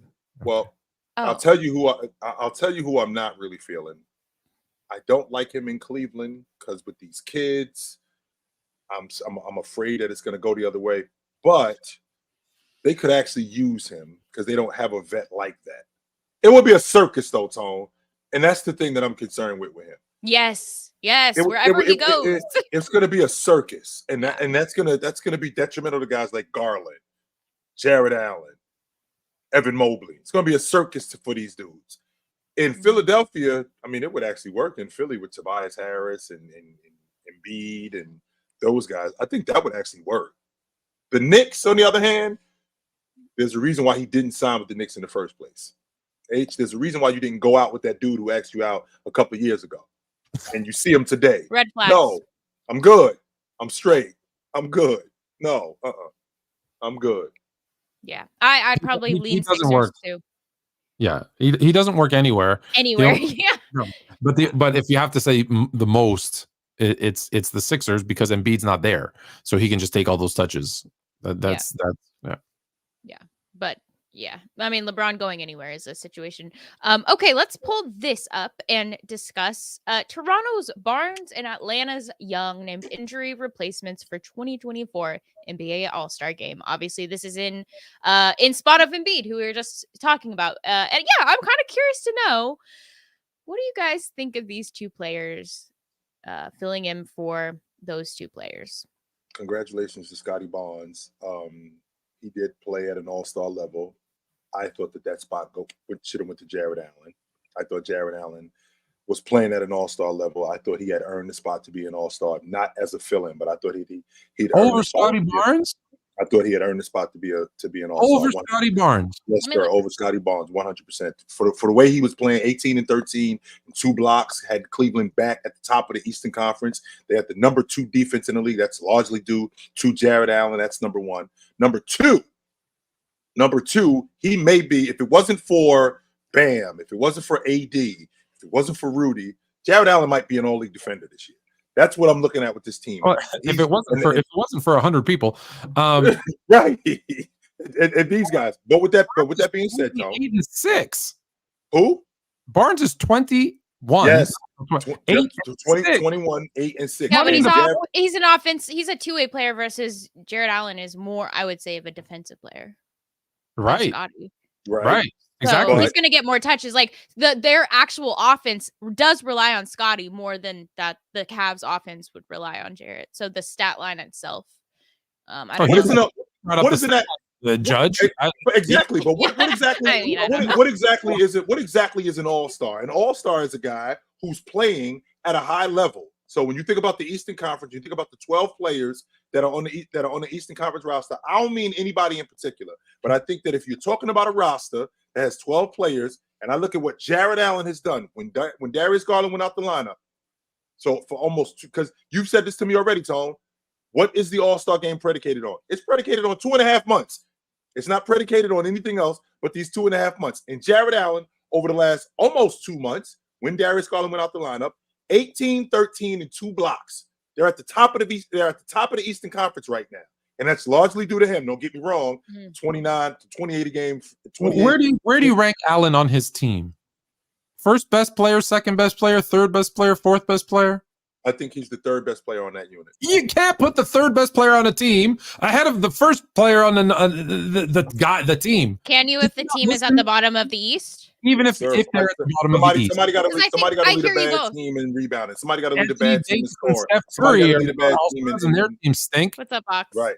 Why are we in there? Which actually shouldn't happen, and I'm glad you brought that up because we're gonna get to that. Okay, face of league.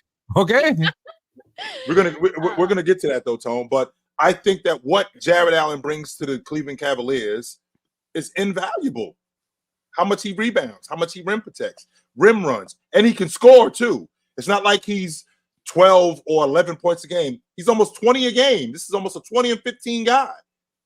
That's what I'm getting from him. Can I tell you what I actually think? Please do.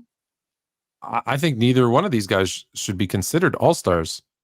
Okay. I was actually getting to that. You got 5 point guards each. I don't believe that an injury replacement should get the credit for being an all-star or a Pro Bowler in the NFL because you're only there because someone else got hurt. I think, listen, they need someone to fill in and play in the game. Cool. Fill in. You're not an all-star. I don't think you should get that designation.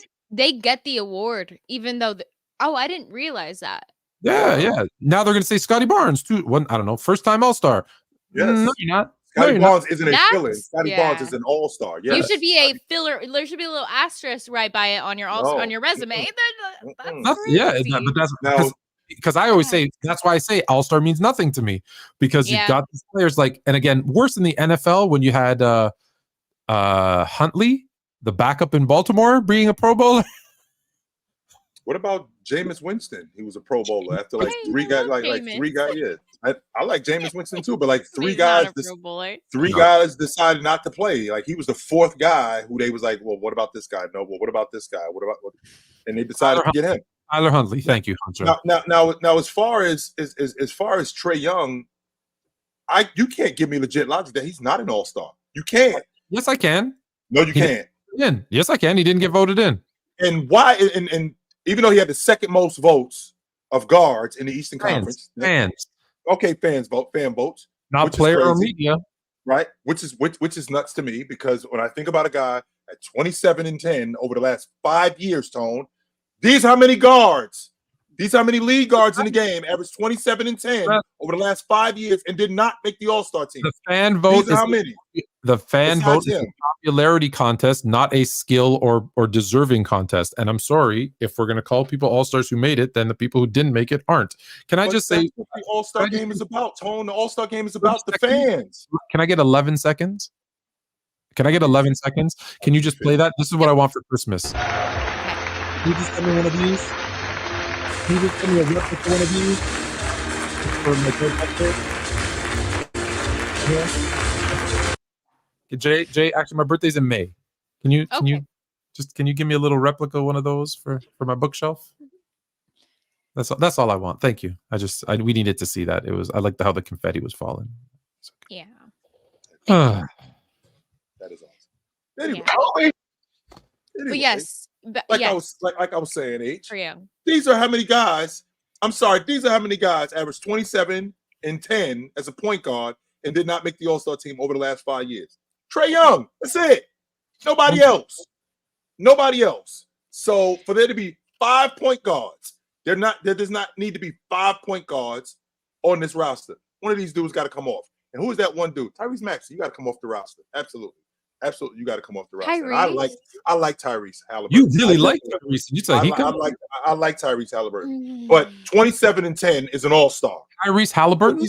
20, not Tyrese Halliburton. Or Maxey. You said Maxey. That's what I'm talking about. If I said Halliburton. No, Maxey, definitely. I love Maxey. I'm okay with 27 and 10 is an all-star.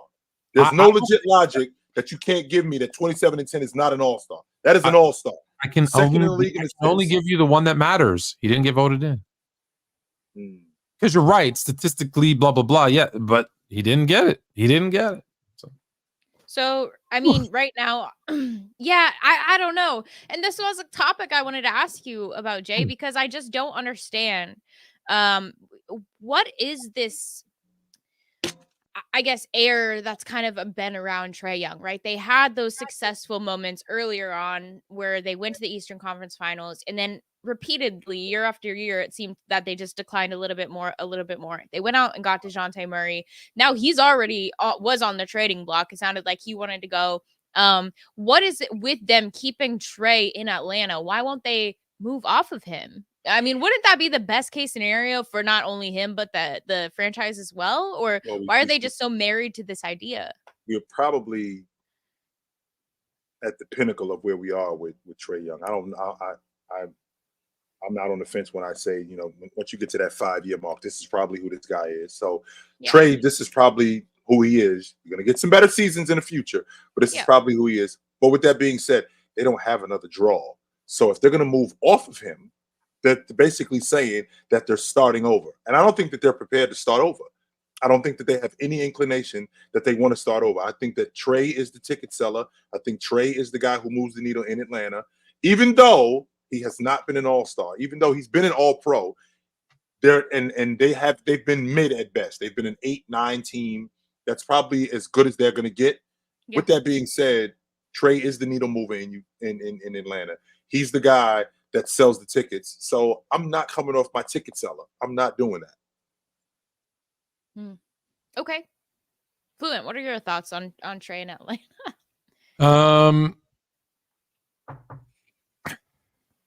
What is your goal? What is your goal? That's my question to Atlanta. Is your goal to win? Then you need to figure out who can give you the most for Trae, because Trae's really good statistically. He is really bad. Yes, I think they had the one good run, but he's not going to take you anywhere. Sorry, he's not. I thought the Murray, as good as we thought DeJounte Murray was, I don't think anyone thought that was a good backcourt pairing. No. I don't think anybody did. If correct me if I'm wrong. If anyone's like, "Oh, that's going to be brilliant," you were wrong.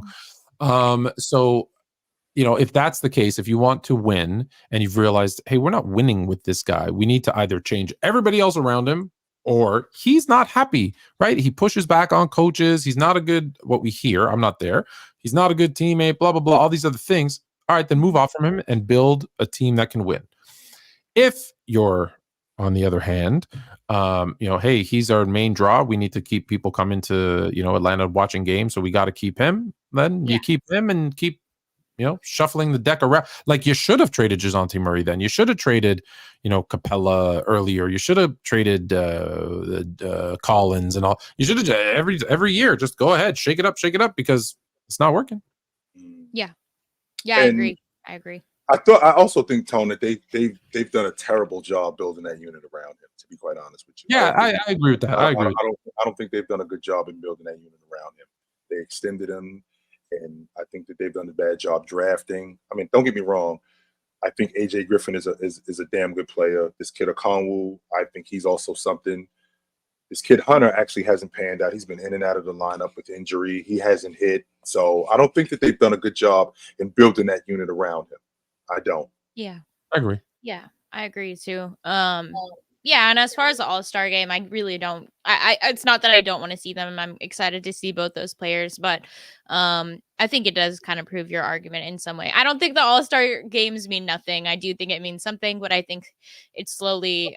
There's certain parts of it that are just they don't make a ton of sense. So I guess that's why context always matters. But let's get to this super chat from Huncho. Huncho, thank you so much. Set Fluent H in Jetertown, but Fluent, what is your outlook into this incoming draft for your Bears? In my opinion, just reset the clock back with Caleb. Okay, first of all, I'm calling it right now. Shut your damn mouth. Caleb's going to be a bust. What? No. Do you agree, Jay? If you go to Chicago, yeah, they're going to wreck him. Oh, I thought you just meant in general. If he ends up in Chicago, they're going to wreck him. Yeah, I can get it. He's going to be a bust. So I say as much as I said the same thing, you need to reset the rookie pay scale clock.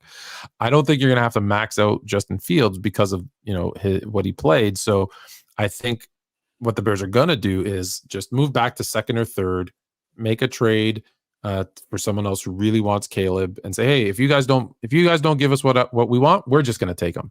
And someone will be like, they'll play chicken and they'll lose because they'll be like, okay, forget it, and they'll make a trade, and the Bears will move down to second or third, right? They'll get a couple of extra picks, hopefully a player. Maybe Washington, I think, would be a great situation, right? Washington, I believe, has the third pick. They can move up to first, take Caleb. The Bears can get probably get a nice, defensive player from them. The third pick, where they're going to probably take the wide receiver guy, Marvin Harrison. So they can, and now they're going to have, and then you look at it and you say, hey, now we were able to get a couple extra draft picks. We got a defensive player. We got to take our pick of Marvin Harrison. So now we've got Marvin Harrison and I don't know why I'm drawing a blank on the other wide receiver that they just got in the offseason from Carolina. I'm drawing a blank, but you know who I'm talking about. DJ Moore. So you got Moore, Harrison, Fields, right? Caleb, Herbert. So now you're like, okay, now the team starts. So I think that's more realistic of what they're gonna do, not necessarily what I would do, but yes, that's what I think is gonna happen. Thanks for the super chat, Luncho. Thank you. Thank you very much, Luncho. We appreciate Eat it, you, Luncho. brother. No, just kidding. Okay, speaking, since we're on the football topic, eat it. Real quick, Chad, I want to hear all of your guys' thoughts and opinions too. You know where Jay and I stand. But let's open the floor to Fluent. Let's let him get a little bit into what his predictions are before Jay and I share, because you guys, like I said, you already know where we're at. Leaf's gone, but we can poke at him a little bit. But Fluent, thoughts on the Super Bowl? I want to know, give us a little quick outlook on what you think the game's going to look like. Are we going to see a close game? What's the first half going to look like? Who's going to be trailing? And who's going to be the final or the Super Bowl MVP? Well, first, I always like to start everything with a little trivia. Mhm. In the last 6 seasons, can you name me NFL Rookies of the Year, what schools they went to?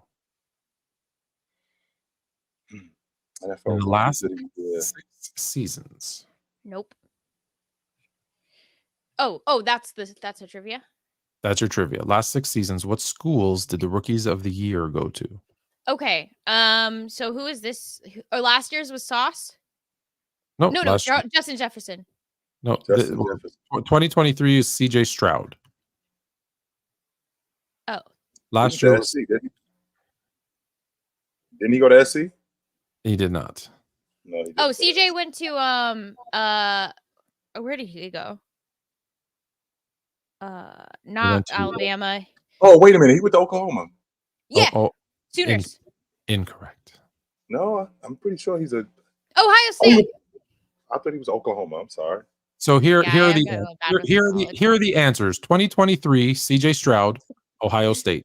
2022, Garrett Wilson, Ohio State. 2020, Chase Young, Ohio State. 2019, Nick Bosa, Ohio State. I'm missing some years. 2017, Marshawn Lattimore, Ohio State. 2016, Joey Bosa, Ohio State. This is the new football factory. That's what it sounds like. That's what it sounds like. So pick Marvin Harrison. If whoever's drafting, pick Marvin Harrison. There's your rookie of the year Yeah. That was my point right there. So now back to your question. And obviously pairing him up with Justin Fields, who went to Ohio State University. Ohio State. All right. I like it. So that being said, only again, because I'm being contradictory to what I know both of you are going to say, because I absolutely hate this team. I hate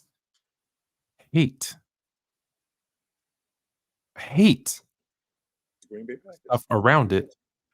But I believe the Swifties will roll into Las Vegas, and Patrick Mahomes, the script writers have written, Patrick Mahomes is going to start the great GOAT debate. And for years to come, NFL wants a Jordan and LeBron. This is their opportunity to make it. Because the second Mahomes wins this season, if he wins the Super Bowl, when he wins the Super Bowl, he can start with 6 years as a starter, 6 AFC championships, 4 trips to the Super Bowl, 3 Super Bowl wins. The debate will start. The debate will start. And trust me, the NFL wants nothing. Just think about it. I posted, and I'll show you my Instagram. I post every day. And every time it's Jordan and LeBron, 6 million, 5 million. 7 million, 9 million. That's the views it gets. And that's me. I'm a little tiny creator. Imagine if the NFL, much like ESPN, what does ESPN everything? How does it affect LeBron's legacy? How does it affect Jordan? Right? We're sick of it. But at the same time, everybody tunes in. You don't think the NFL wants a Jordan LeBron debate? They damn well sure do. And no offense, I'm sorry, 49ers, because you're due and you probably have the better, let's be honest, you have the better, not probably, you have the better team. But it's not as good for the script writers. Right. So how does that play out? Do they just call flags that aren't Like, you know exactly what's going to happen. You know, here's what's going to happen. The 49ers will be up 4. Mahomes will get sacked by Bosa. They'll say, offside. They got a second 15-yard penalty, touchdown. They win by 3. We getting robbed. So essentially, we getting robbed. Okay. So we at least admit it. All right, so we getting robbed, that. even though that's not going to happen. But all right, I can get with that. Yeah, I do respect that. Mm-hmm. I can definitely get with that. No, LeBron and Stockton even. Look at that. 9.4 million, like anything with him in it. So trust me, if you can get a that type of conversation going, buddy, in a heartbeat. There's Cat Williams doing a little LeBron Jordan comparison, 3.7 million. Like, they love this stuff. And then people always say, everyone's like, you're a hater. No, I'm not, dude. I'm smart. I'm getting views. That's what it sounds like. Oh, 100%. I do stupid trends that always, like, there's this one trend I do and it always goes viral, but it takes so stupid, but it's like, that's what you have to do as a creator. So it is what it is. All right, Jay, you're up. I did the, of course, you know, the one where it says, I'm a realtor. Of course I have my house. I have my cookies smelling like warm cookies. I did that trend for LeBron and Jordan. Everyone's like, you're a LeBron hater. I'm like, literally posted him and Jordan at the exact same time where I make fun of both of them. You hate him. And then I had a guy saying, then I had another guy tell me on the other video that I'm a Jordan hater. I hate both, apparently. All right. Welcome to the internet. Go ahead, Jay. Gush over your 49ers. This is your moment, Jay. You've waited this for your whole life. Let's go. Well, I asked for a rematch, and I'm getting one. And the Chiefs are decimated in their front line. I think we got a better front 4 than they do.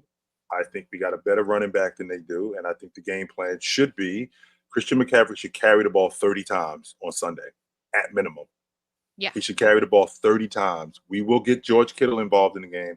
We will get Ayuk involved in the game. Debo is an integral part of what we're doing, whether he's in the flat, whether he's at the long ball, whether he's running a 9 route, doesn't make a difference. The difference in this game is going to be getting Christian McCaffrey the ball. And if they stop us in the run early, do not waver. Keep running the football because he's going to bust. He's going to bust out for 30 yards at some point. That's going to happen, and that's going to open up the offense for us. And I think that's going to put them in a really tough situation because, number one, when we run in the football like that and we keep pounding on them like that, that keeps the football away from Patrick Mahomes, which is another thing that I want to do. I do not want Patrick Mahomes to have the football for that long. I do not want him to have the football that much because he is the guy that I am worried about the most. Of all the guys on that football field I'm worried about, he's the one I'm worried about the most. I am not that concerned with their run game. I am not that concerned with their wide receiving game. I'm not concerned with their defense. Patrick Mahomes is the guy that I'm concerned with the most. And the GOAT conversation with Patrick Mahomes can never be a GOAT conversation. The reason why, number one, he's going to have to win 8 Super Bowls. And even if he didn't win 8 Super Bowls, the present quote-unquote GOAT didn't beat him once, beat him twice. Beat him twice. It's over. So because he did that, we can't really have this conversation between those two guys. So I don't think that that's ever going to be a conversation. I don't think that that's ever going to be a conversation between those two guys. But I do think if he doesn't win another Super Bowl and he plays at this level for another 5-6 years, that'll be 11 years sustained at an elite level, we have to have a conversation about him being a top 5 quarterback. 100% we do. I don't think 6 years is enough. I don't. I do not think 6 years is enough. But if he were able to play at this level for another 5-6 years, even if he didn't win another one, we absolutely have to have that conversation about him being a top 5 quarterback. 100%. Another one. I agree, Jay. My kind of concerns are my concerns though for you. Like, what do you think? One, at least the past 2 games have been terrible. Not terrible. Our defense locks in when it absolutely has to. We've had these games where I literally lose years of life because they're so damn close. But my question is, one, do you think Hufanga has been a big problem? Have we felt that loss, or do you think our defense is just kind of just slow to wake up? And 2, do you think that they're going to attack? How do they deal with Brock? Because they know he's one of our weaker links. I think our corners are always going to be our weakest link, but what do they do with Brock, and what would their game plan be? Like I just said, their game plan is going to be to put as much pressure as possible on Brock Purdy. Make him flush him out of the pocket, make him throw. That's why I'm thinking, our front 4, we have to control the line of scrimmage. We absolutely have to control the line of scrimmage. And in addition to controlling the line of scrimmage, we can run the football. So I think we take a lot of pressure off Brock, and having him have to throw the ball 35, 40 times because we're down. I don't think that's going to happen. I think we'll be just fine. Okay. Yep. Fair enough. Chad, before we move on, I do want to know, what do you guys think? Who do you guys having winning the Super Bowl? And drop your score predictions as well. While they do that, I just wanted to reach out to all my people who speak Espanol, unlike me, and remind them that on 1 p.m. every day, Monday through Friday, my good friend Alvaro does a Palco 503. It's a all Spanish sports show. They talk soccer, football, basketball, baseball. They've had incredible guests every single week from ESPN Deportes on, and you can find that on the Sports Fluent YouTube channel. Go to Sports Fluent for Palco 503. It's all Espanol all the time. No, just for an hour from 1 to 2 p.m. Eastern every single day. The reason I bring that up is it's a really good show. He's awesome. And dude, he gets the best guests. He's the best guest on that show. But one of the other shows on Sports Fluent, please go and subscribe to my YouTube channel, is a show called The Hoopstorians.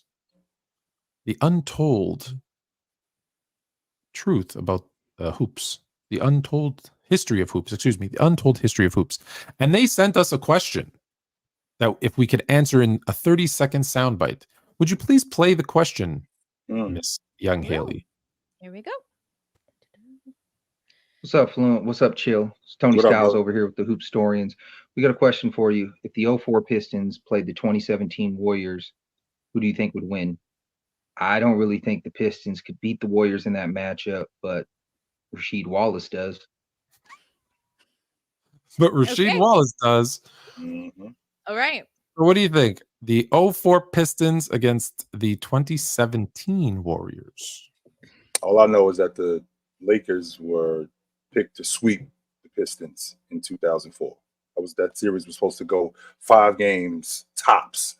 Well, you got the 5 games right. You did get that part right. You just got the teams wrong. So the way that defense was, how they just basically shut the door on everybody. Don't get me wrong. I understand how different the game is today. I understand how fast the game is today. But that Detroit Pistons defense is legendary.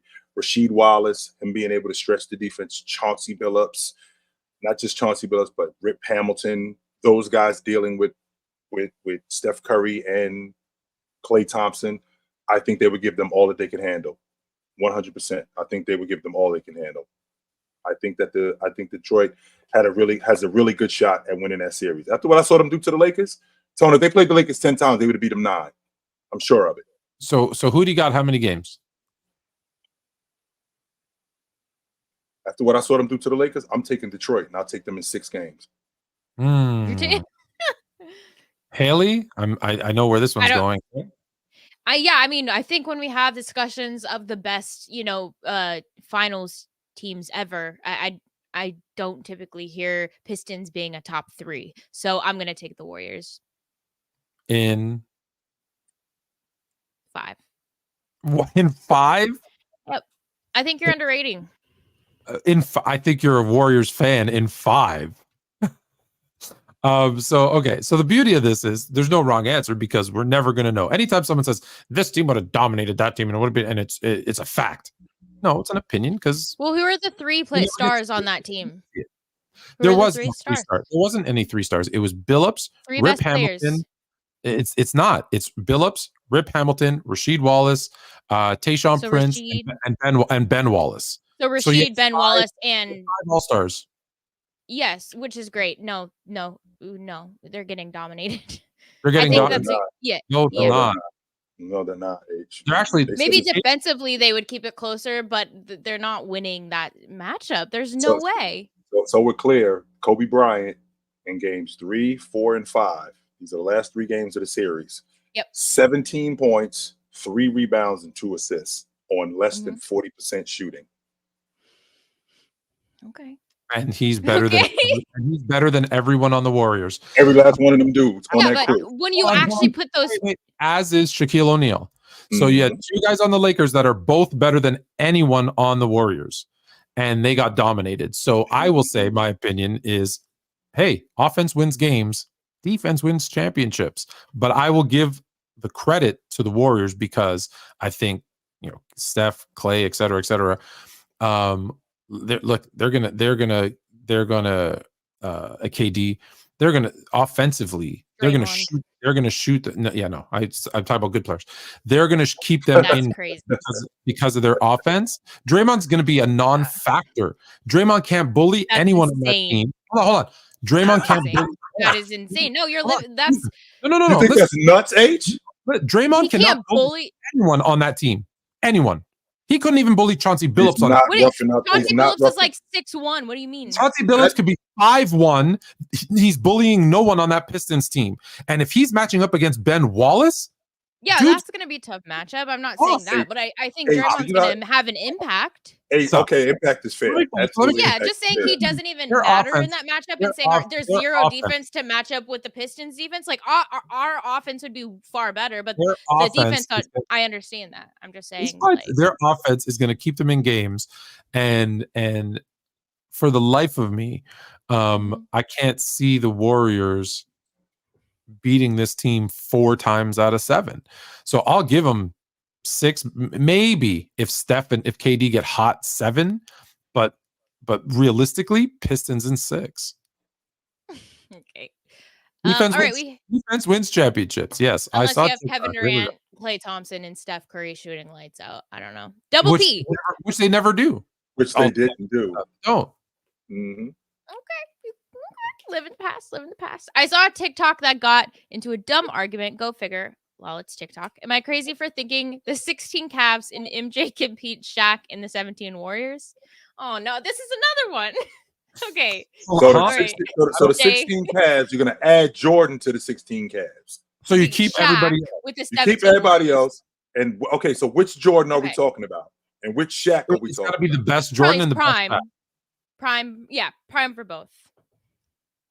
Oh, that's nasty because no one's stopping Shaq on that 16. Wow. I was about to say that on that 17 Warriors team. If you put 2001 Shaq on that Warriors team, yikes. But Jordan on the Cavs. But if you take the 92 Jordan, if you take 92 Jordan and put him on, well, wait a minute. If you take 92 Jordan and put him on that 16, if you take 92 Jordan and put him on that 16 Cavs team, okay, so now James being who James is at that point, we have a bit of a back and forth, like who is the man on this crew? Not only who the man is on this crew, who is the guy who's going to be taking the last shot? Who's the guy who's going to be the primary ball handler? What kind of offense are we running? Because James was the primary ball handler during that time. We're not running a triangle because we adding Jordan.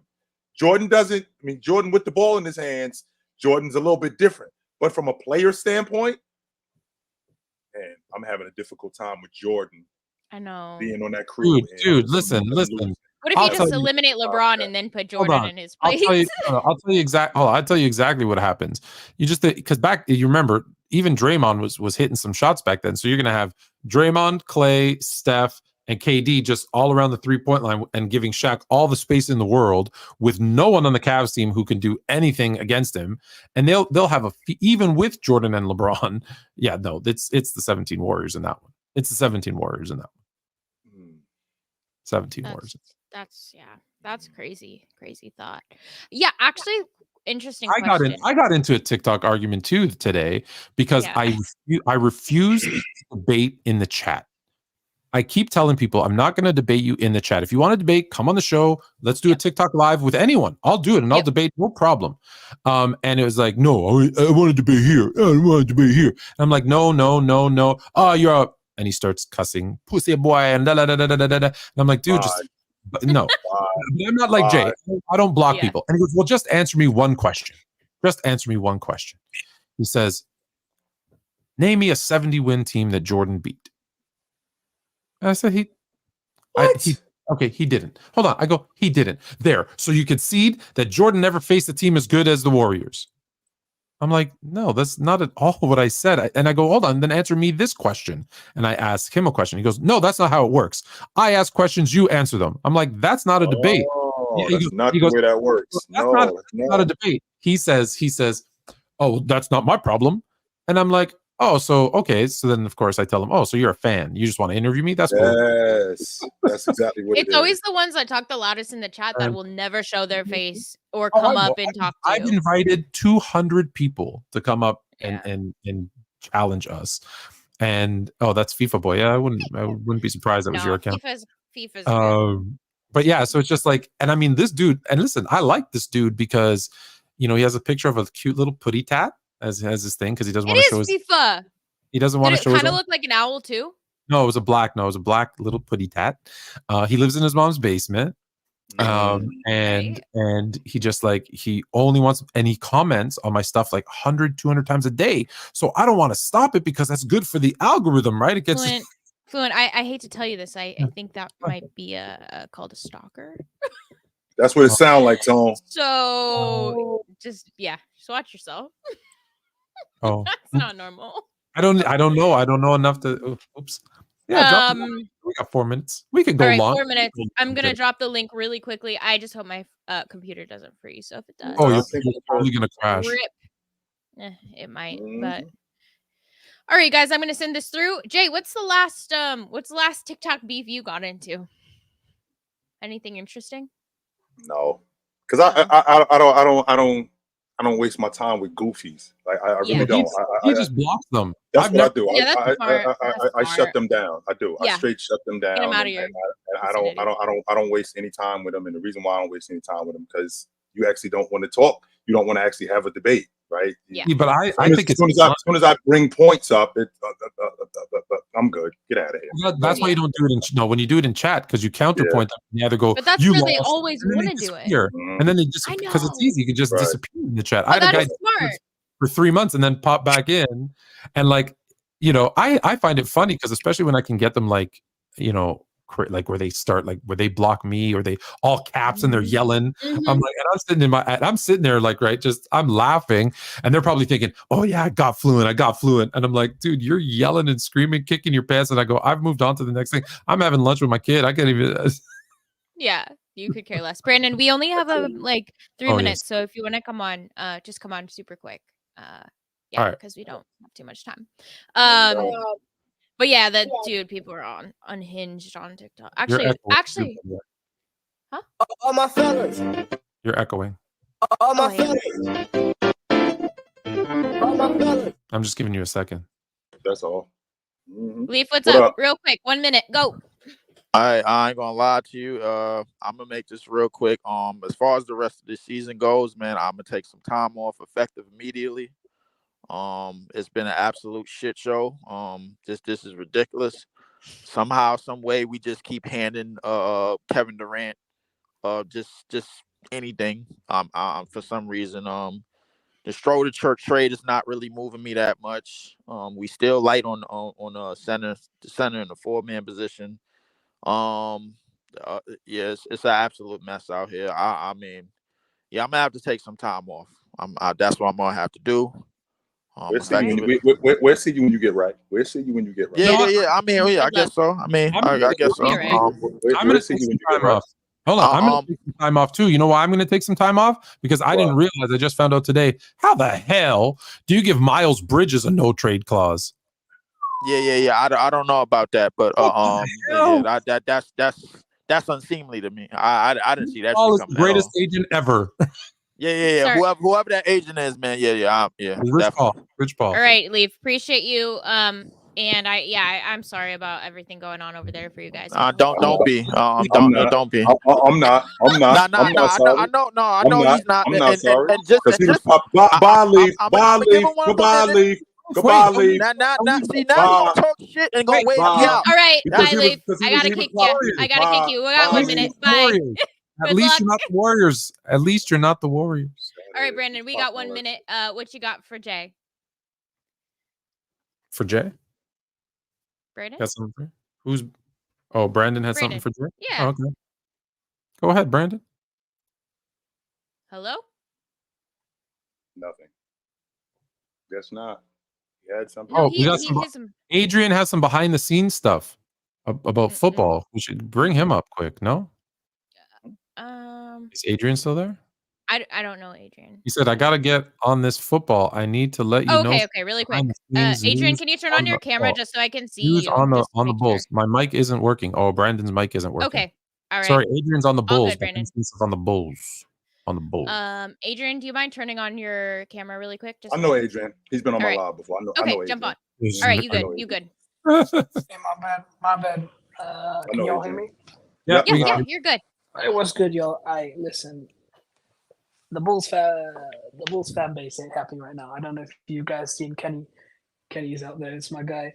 He's he ain't happy. I just heard him curse for the first time in 3 years. He ain't good out here, man.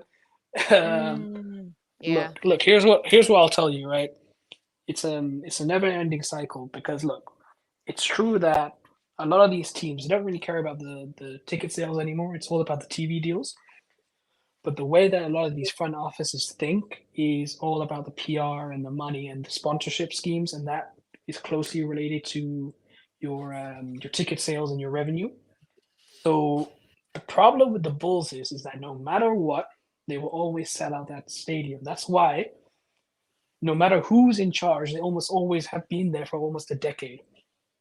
They don't like changing the front office, right? So the problem with the Bulls is they might have the worst GM in the entire NBA.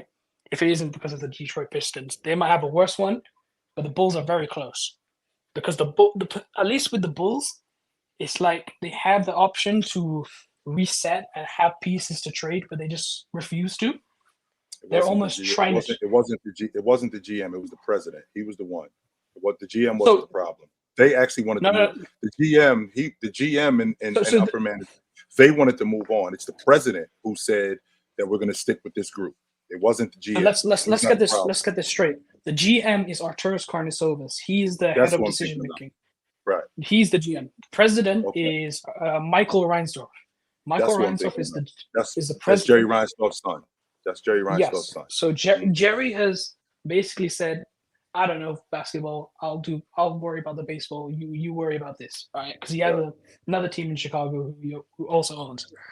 So what happened is Arturas Karnisovas has had this philosophy about just improving the team. He refuses to step. I don't care about the Bulls, man. I'm tired of talking about mid chicks. I'm tired of it. I am tired of it, Tone. I'm sick of it. I'm tired of talking about Adrian, what's your point? I'm tired of it, man. Okay, 10 seconds. We gotta jump off. I'm tired of it, yo. When you have teams like this, I'm gonna tell you exactly why you have to care. Because who sells the most jerseys? Who's the most popular team internationally? Who's the one which everyone's going to? Which one? Who? Chicago. Right. And whose jersey are they selling? Jordan. That's who. He hasn't played for the Bulls in 25 years. Nobody cares about the Bulls. I'm tired of talking about these mid teams, man. Do you want to know why I keep bringing this up? I'm tired of the Bulls. I'm tired of Toronto. I'm tired of these teams, man. It's all you guys are bumbling. You guys are a bumbling clown show, and you want to talk about 100%. Why you are a clown show. I'm sick of it, man. I'm tired of it. It's true. Yeah, at least the he reason accepts I'm it. bringing this up is because the NBA would be better if these teams will run better, and that's why the ratings are going down. That's why I bring this up to you. It's not just because I keep rambling around about this. I'm just saying, if the most popular teams, the big market teams, are run like this, why do you think the viewership is going down? So just That's going to be an aspect just to for it. the record, Not the going top down in New 5 York. teams, just for the record, the top 5 teams globally, number 5, Miami Heat, number 4, the Boston Celtics, number 3, the Golden State Warriors, number 2, the Chicago Bulls, and number 1, Lakers. my Los Angeles Lakers. Yeah. I think it also depends on how you view it, because some metrics will have the Bulls, some will have the Lakers. I think merchandise sales, I think the Lakers right now, I think the merchandise sales for the Lakers right now are leading in nearly all markets. You just made the list. Jordan and Scottie Pippen jerseys. That's what they. That's sure, I don't what even they think want. Pippen. I don't think it's one of Pippen those ones. jerseys. Yes, it is. I've never seen anyone. I'm gonna leave you guys to it, man. I actually appreciate you got coming them. on, Adrian.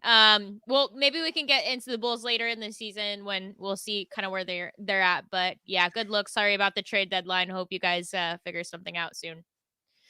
All right, yeah. So Brandon, you can come on next week and settle your beef or whatever it is that you have to say. Fix your mic.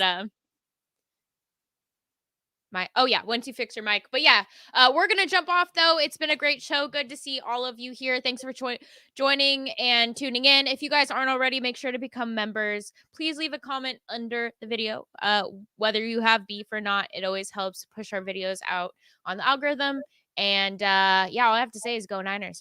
It's gonna be a fun one on Sunday. Take it light, but take it.